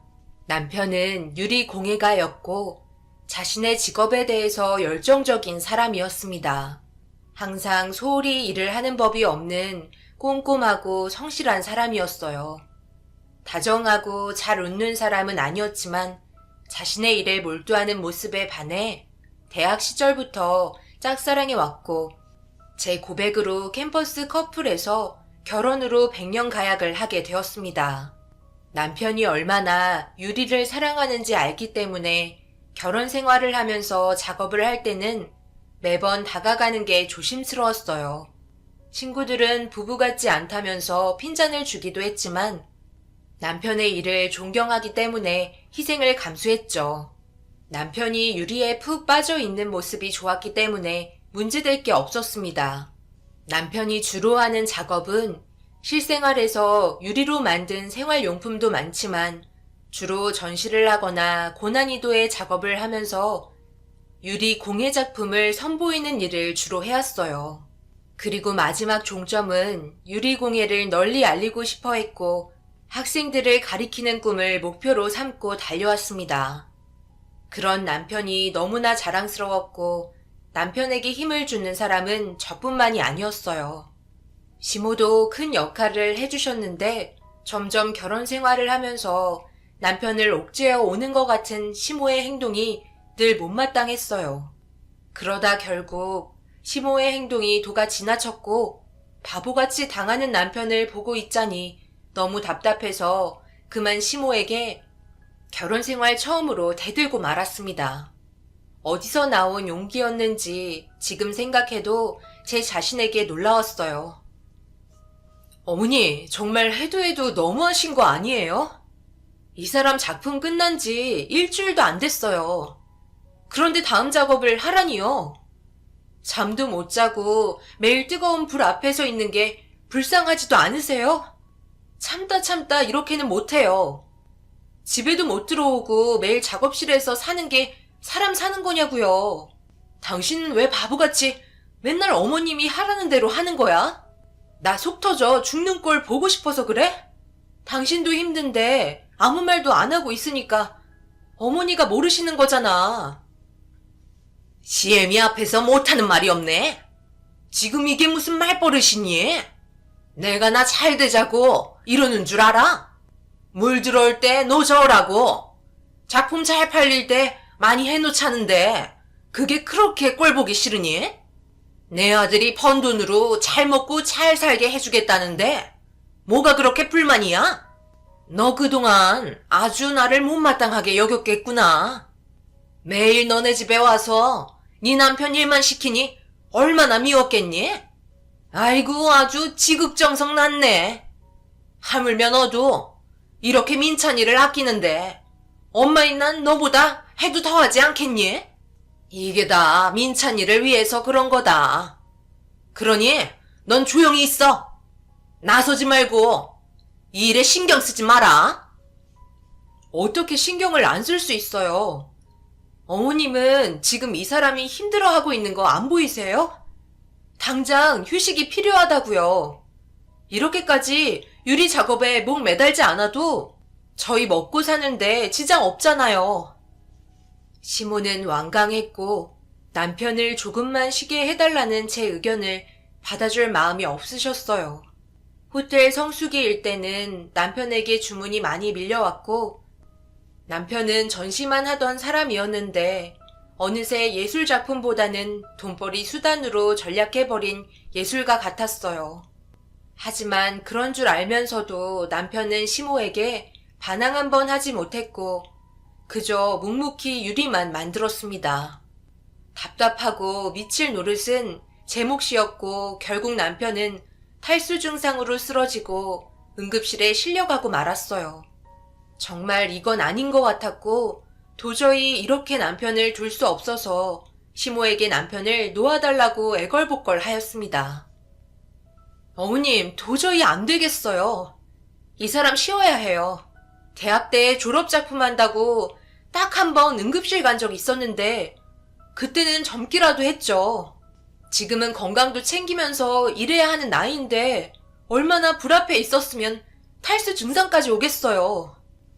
어머님, 제발 이번에는 제 뜻대로 하게 해주세요. 이 사람 더 이상 작업실에 안 보낼 거예요. 어머님이 반대하셔도 저 그럴 자격 있잖아요. 어머님이 얼마나 민찬 씨 아끼는지 알아요. 그렇지만 이번에는 제 뜻대로 하게 해주세요. 얘 좀 봐라. 네가 민찬이 아내다 이거지? 그 전에 내 아들이기도 해. 애미가 아들 안 되라고 하는 거 봤니? 다 나중에 너희들 위해서 이러는 거잖아. 민찬이가 예민해서 누군가 옆에서 꽉 잡아주지 않으면 해이해져서 안 돼. 그리고 당사자도 가만히 있는데 도대체 네가 왜 이렇게 난리야? 너는 그냥 내가 시키는 대로 민찬이 옆에서 보조해주고 음식에도 좀 신경 쓰고 작업실 청소도 하고 그러란 말이야. 나한테 눈 똑바로 뜨면서 따질 생각만 말고. 이번에도 역시 시모의 승리였고 남편이 못하겠다고 하지 않는 이상 시모는 완강했습니다. 3일 정도 입원을 한 후 체력을 회복하고 남편과 퇴원 수속을 마치고 집으로 가는 길이었어요. 남편은 기력이 다시 살아났고 남편에게 유리 만지는 일을 조금 쉬면 어떻겠냐고 조심스럽게 물었고 남편의 입에서 생각지도 못한 충격적인 말이 나왔습니다. 여보, 내가 생각해 봤는데 말이야. 어머님 요즘 너무 조여 오는 것 같지 않아? 예전에는 이렇게 심하게 당신 몰아붙이지 않으셨는데 마치 당신을 돈 버는 기계처럼 보는 것 같아. 우리가 매달 용돈도 드리고 작품 팔리면 반 떼서 드리잖아. 당신이 당장 유리 만지지 않아도 우리 사는데 지장 없을 만큼 내가 많이 저축해놨어. 돈 때문이라면 당신 당분간 유리 만지지 않아도 돼. 계속 주문것만 만들고 있고 원래 하고 싶은 건 유리에 이것저것 도전해보고 작품을 만드는 거였잖아. 그렇긴 한데 어떻게 한들 유리만 만지면 난 다 좋아. 어머니가 절대 악의적인 건 없으신 거 알지? 당신이 조금만 이해해줘. 내 유리를 찾아주는 사람들이 많아서 좋고 비록 쉴 틈은 없는데 찾아줄 때 열심히 하는 것도 맞는 것 같아. 당신한테는 항상 미안해하고 있어. 날 묵묵히 바라봐주는 거 다 알고 있고 고마워. 매일 작업만 하다 보니 당신을 챙길 시간도 없고 나한테 많이 서운한 거 아는데 어머니 말도 일리가 있는 것 같아. 아, 그리고 어머니가 이번에 중국에서 전시를 해보면 어떻겠냐고 하시네. 3년 정도 중국에서 작품 전시 준비해서 전시하면 내 경력에도 도움이 되고 나중에 교수직 할 때도 좋을 것 같아. 당장 일주일 있다가 떠났는데 당신한테 미리 말 못해서 미안해. 어머니가 당신한테 말하면 못 가게 하신다고 난리칠 거라고 말하지 말라고 했는데 그래도 당신은 내일 알아줄 거라 믿어. 이 말을 듣는 순간 시모가 저와 남편을 떼어놓으려고 하는 것 같은 느낌을 받았습니다. 중국에 따라가겠다는 저를 굳고 방해된다며 말리시는 시모를 보자 더욱 확신이 섰죠. 중국에도 못 따라가게 하고 아무리 머리를 굴려봐도 제가 할 수 있는 것은 없었고 아이를 가져볼까도 생각했었어요. 하지만 결혼 전 남편과 아이를 갖지 않기로 서로 이야기가 오갔어요. 남편은 일을 택했고 전 몸이 그렇게 좋지 않아 건강한 아이를 가질 수 있는 것에 불안해했고 제 몸이 안 좋으니 아이를 생각할 여유가 없었습니다. 하지만 이런 상황까지 오니 아이라도 가져서 남편을 중국에 못 가게 하고 싶었어요. 그렇지만 이 생각도 며칠 못 가고 남편이 원 없이 유리를 만질 생각에 빠져있는 모습을 보자 체념을 했습니다. 또 중국 예술가들과 만날 생각에 들떠 행복해하는 모습을 보니 남편과 함께 있고 싶은 제 욕심 때문에 가지 말라고 할 수가 없었어요. 남편은 그렇게 중국으로 향했고 시모와 저는 통화로만 남편을 그리워했어요. 1년에 한 번씩 한국에 들어왔고 3년째 되는 해에는 한국에 아예 들어오질 않았어요. 통화도 점점 줄어들었고 시모에게 우리가 중국에 한번 가보면 어떻겠냐고 했지만 시모는 완강했고 남편 일에 방해하지 말라며 중국에 가길 원치 않아 했어요. 제 속은 계속 타들어만 갔고 결국 시모에게 중국에 다녀오겠다고 말을 하고 말았습니다. 너 내 말 어기고 중국에 가기만 해봐라. 아주 이혼을 시키고 말 거야. 남편이 좋아서 자기 일 한다는데 왜 자꾸 못 잡아먹어서 안달이니? 난 네가 정말 이해가 안 가는구나. 어련히 알아서 잘하고 있을 텐데 그렇게 남편에 대한 믿음이 없어서 어떡하니? 내 아들이 정말 불쌍하다. 이래서 남자가 좋아하는 결혼을 시켜야 했어. 네가 우리 아들 대학 때 쫓아다녔다면서? 난 별 볼 일 없는 네가 마음에 들지 않았어. 그런데 얼마나 아들을 귀찮게 했으면 아들이 마지못해 너랑 결혼을 했겠니? 내가 그때 말렸어야 했는데. 그럼 내 아들은 네 눈치 안 보고 마음껏 작품 활동할 수 있었을 텐데 말이야. 나도 네 눈치가 얼마나 보이는지. 내가 꼭 잘못한 것 마냥 너는 몰아가잖아. 어머님 무슨 말을 그렇게 하세요? 민찬 씨가 하는 게 어떻게 작품 활동이라고 말씀하실 수 있으세요? 유리 작품 뽑는 기계죠.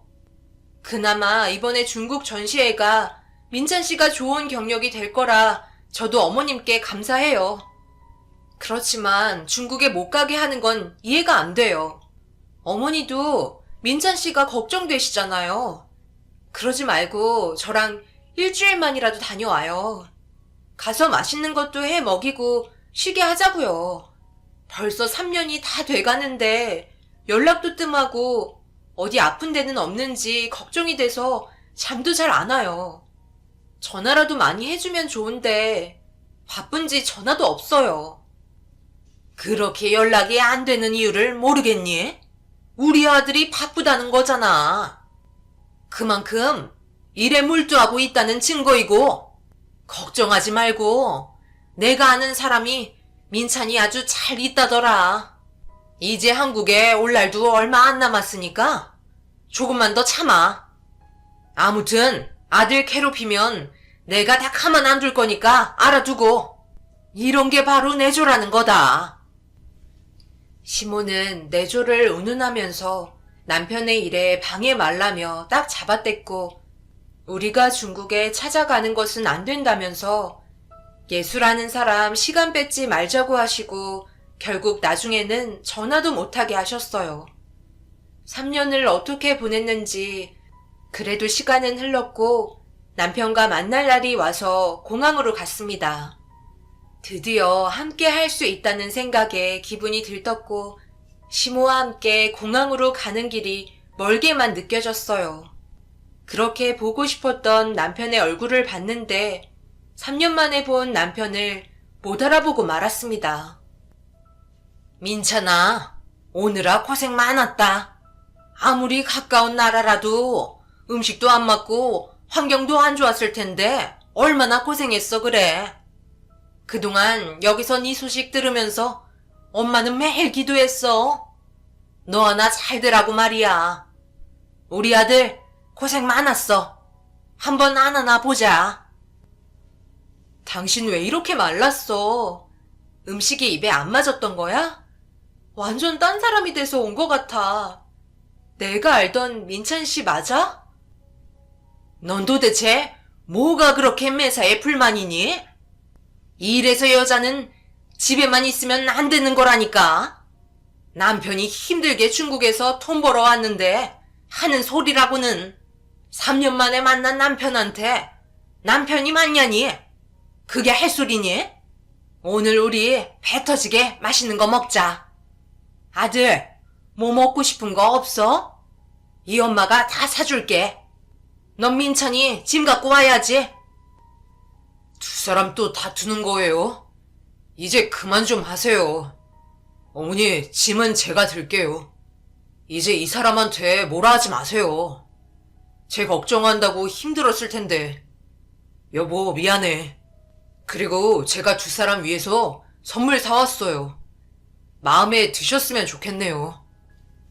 남편은 점점 분위기가 안 좋아지는 걸 느꼈는지 저와 시모의 대화를 끊었고 공항을 나왔습니다. 다음날 어김없이 시모는 남편의 스케줄을 들고 오셨고 언제부터 일을 시작할 수 있는지 물었어요. 시모에게 그만하시라는 말이 목구멍까지 차올랐지만 참았습니다.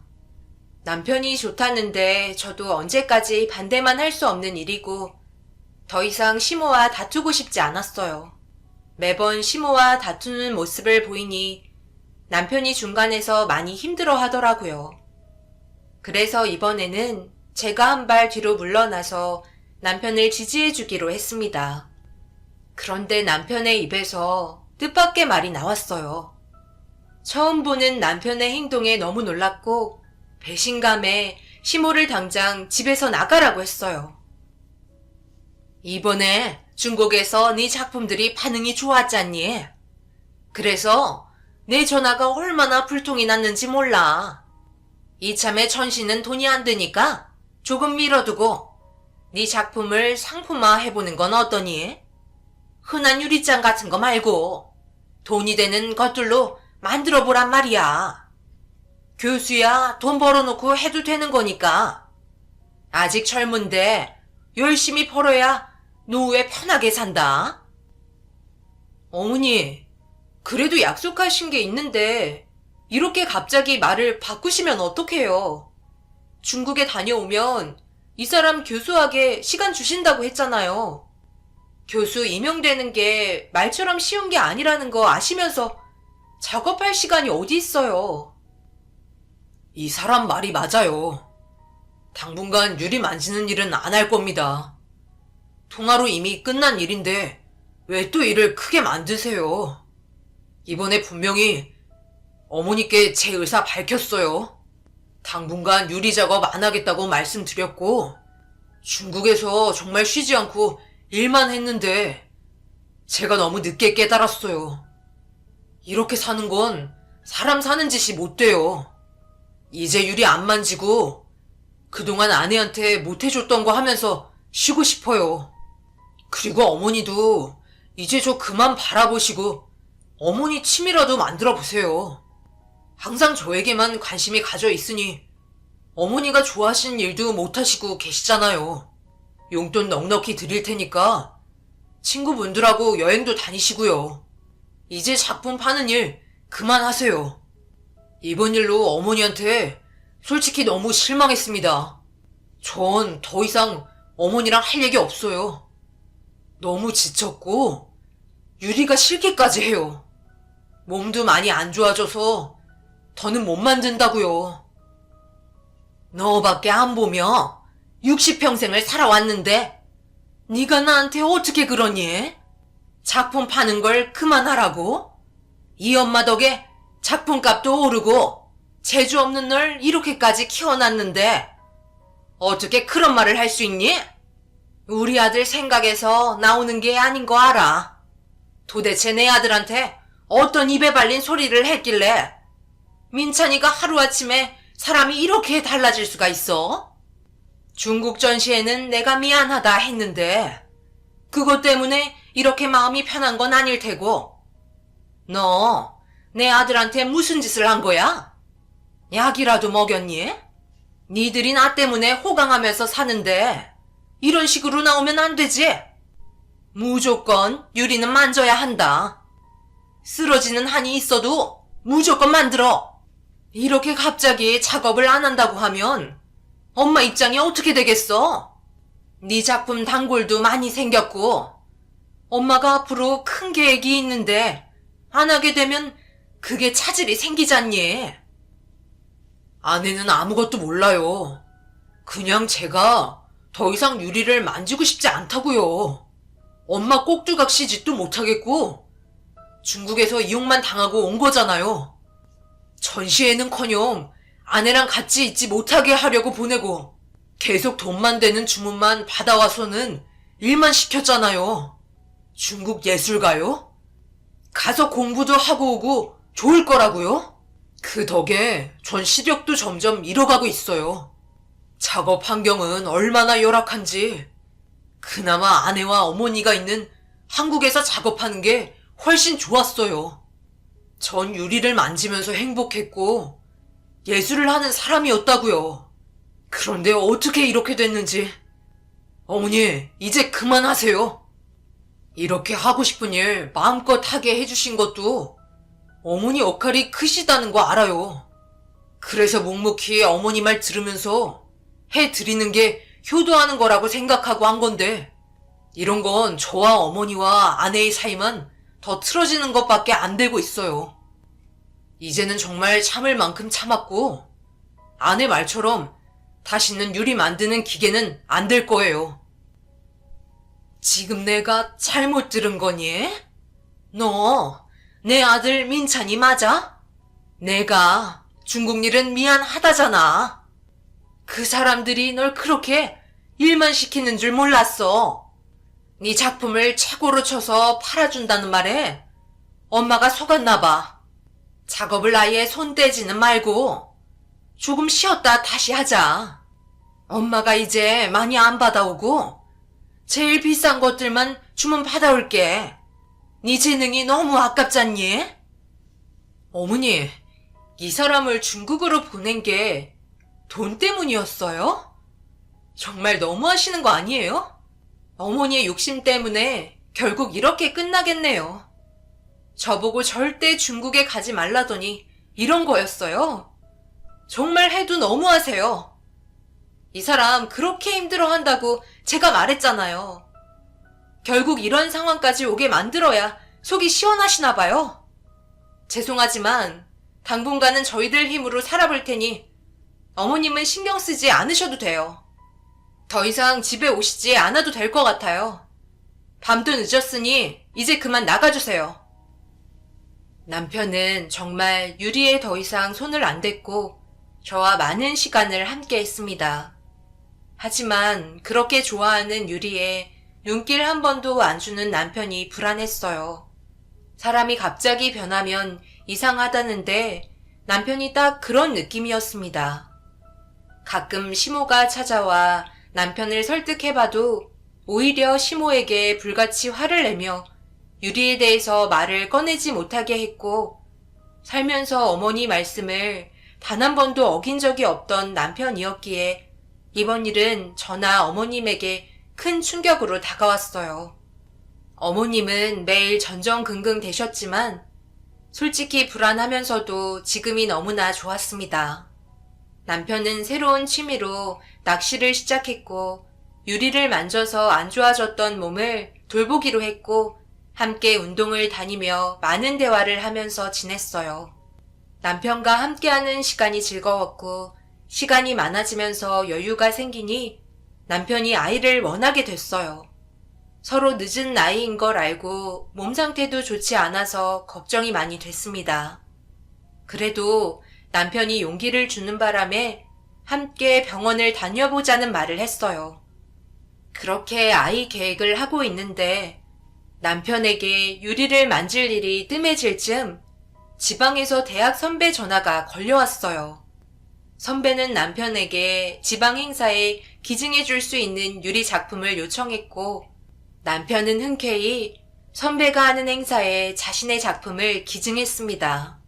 그리고 하루만 내려와서 유리공예 체험에 함께 해줄 수 있겠냐는 부탁을 했고, 남편은 조금 망설이긴 했지만 유리공예를 대중화시키려는 선배의 뜻을 알기에 내려가겠다고 했어요. 3일 정도 지방에 내려가 있기 위해 짐을 싸고 남편 혼자만 내려갔습니다. 남편은 짐을 싸는 동안 오랜만에 만지게 될 유리 작업 때문에 흥분한 듯 보였어요. 그런 모습을 보자 남편은 역시 유리 없으면 안 되는 사람이구나 라고 느꼈습니다. 어머니의 버릇을 고치기 위한 남편의 행동을 존중했고, 이번에 어머님도 남편의 일에 손을 놓으시길 바랬어요. 남편이 항상 어머니 일에 반대를 한 적이 없고 바보처럼 당하고만 있는 줄 알았는데, 남편도 어머니의 행동이 지나치다는 걸 알고 있었고, 어머니가 그동안 자신에게 기대시는 것들을 고치기 위해 유리에 대한 열정을 일부러 참고 있었던 거였습니다. 남편은 어머니가 시켜서 하는 게 아닌 자신의 선택으로 선배를 도우러 지방에 내려갔어요. 그런데 남편이 올라올 날이 됐는데도 아무런 연락이 없고 전화도 받지 않아 선배에게 전화를 했어요. 선배는 제 전화를 받고서는 행사가 끝난 지가 언제인데 민찬이를 찾느냐며 이틀 전에 올라갔다고 했어요. 순간 너무나 걱정이 됐고 남편이 아무 연락도 없이 사라지자 겁이 났습니다. 절대로 아무 이유 없이 전화가 안 되는 사람이 아니었고 남편이 내려간 지방은 연고도 없는 곳이었어요. 누구를 만날 일도 저에게 말도 없이 오래 머물 일도 없는데 갑자기 연락이 없는 남편에게 무슨 일이 터진 게 확실했습니다. 선배에게 그곳에 있는 경찰에게 신고를 부탁했고 저도 남편의 실종 신고를 했어요. 수사가 시작된 지 하루가 지나고 지방에 있는 선배에게 전화가 왔습니다. 행사장 근처 국도 도로변에서 신원 미상의 시신이 안치실에 있다며 확인을 위해 내려오라는 전화였습니다. 남편이 서울로 올라가는 날쯤 발견된 시신이었고 남편과 인상차기가 비슷하다는 선배의 말을 듣고 신원 미상의 시신이 절대 남편일 리가 없기에 가지 않겠다고 했는데 어머님은 사람 일은 모르는 거라며 함께 지방으로 내려갔어요. 안치실에서 시체를 확인한 순간 남편임을 단번에 알았고 온몸으로 그 상황을 부정하고 싶어서 울며 소리를 질러댔습니다. 안치실에 누워있는 사람이 절대 남편이 아니라고 사람들에게 부정해봤지만 결과는 바뀌어지지 않았고 남편이 죽어서 제 앞에 있는 게 믿겨지지가 않았습니다. 결국 저는 그 자리에서 그만 실신하고 말았어요. 남편은 일주일 만에 시신으로 제 곁에 왔고 온몸이 상처투성이었습니다. 하루를 꼬박 수액을 맞으면서 수액실에서 쓰러져 있었고 모든 게 다 싫었고 어김없이 눈은 떠졌습니다. 그때 밖에서 시끄러운 소리가 들려서 문을 살짝 열어보는데 시모가 화난 목소리로 통화를 하고 있었어요. 처음에는 제 몸을 가누기 위해 통화 소리에 집중을 못했습니다. 그저 눈물만 계속 나왔고 어떻게 이런 일이 저에게 일어났는지 생각했어요. 분명 남편은 지방으로 내려가서 유리를 만질 수 있는 것에 기뻐했었습니다.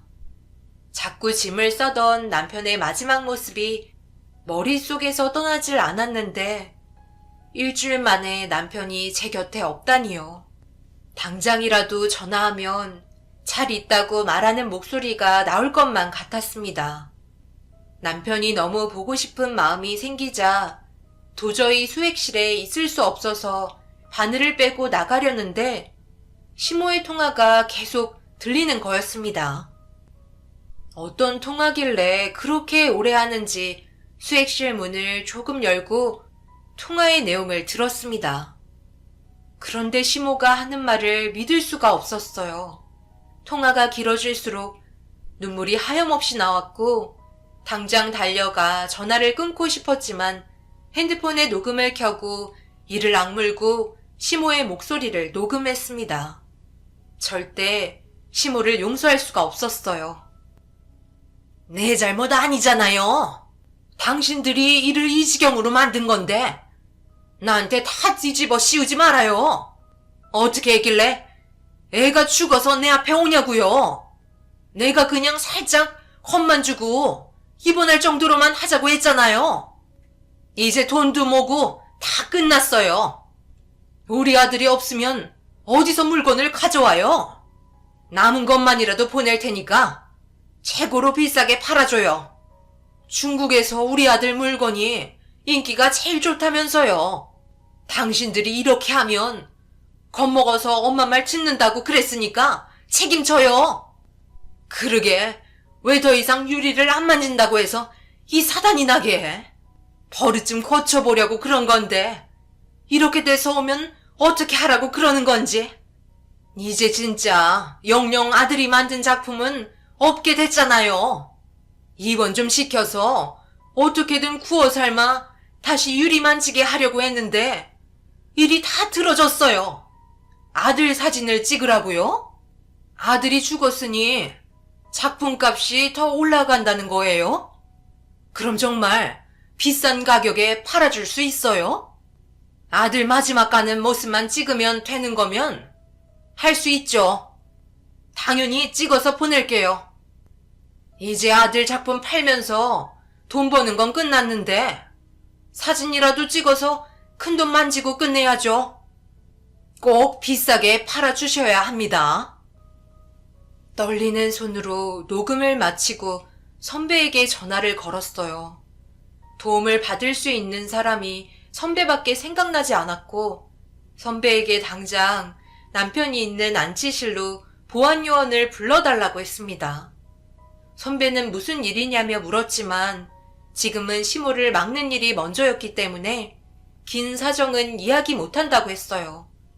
선배는 무슨 영문인지도 모른 채 제 요구를 들어주었고 저는 최대한 많은 보안 요원들을 불러달라고 했습니다. 남편의 시신을 지켜야만 했기 때문이에요. 아들이 더 이상 살아있지 않은데 슬퍼하기는커녕 돈줄이 끊겨 아쉬워하는 모습의 시모를 보자 눈앞에 뵈는 게 없었고 도저히 시모를 용서할 수 없었습니다. 시모의 전화 통화 상대는 중국에서 남편에게 일을 시킨 사람이었어요. 중국에서는 한국에서 온 유명한 작가라며 남편이 하지도 않는 전시와 작품들을 소개하며 사기를 쳤고 남편의 작품이 인기가 많아지자 시모는 더 이상 유리를 만지지 않겠다는 남편을 설득하려고 이 일을 꾸민 거였습니다. 남편이 지방에서 올라가는 길에 겁만 주려 했던 시모와 사기단들의 계획으로 죄 없는 남편은 아무 연고도 없는 낯선 곳에서 객살을 당하고 만 겁니다. 더 이상 남편의 작품이 나올 수가 없게 되자 그 사람들은 고인의 마지막 가는 사진을 비싼 가격으로 작품과 함께 중국 부호들에게 팔아주겠다고 시모에게 이야기를 하는 통화였어요. 머릿속에서 이 일을 어떻게 해야 할지 생각한 끝에 시모에게 남편의 마지막 모습을 절대 찍히지 않게 해줘야겠다고 생각했고 그렇게 보안 요원을 불러